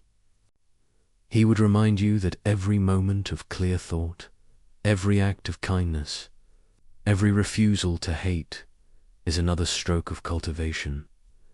He would leave you with a final whisper, gentle, practical, eternal. Do not wait for the world to be wise. Begin with your garden. Plant reason, water compassion, harvest peace. And as those words settle, the garden fades into stillness, the air filled with quiet breathing, the night deep but kind. Another century sleeps, and the light of reason, small yet steady, continues to burn.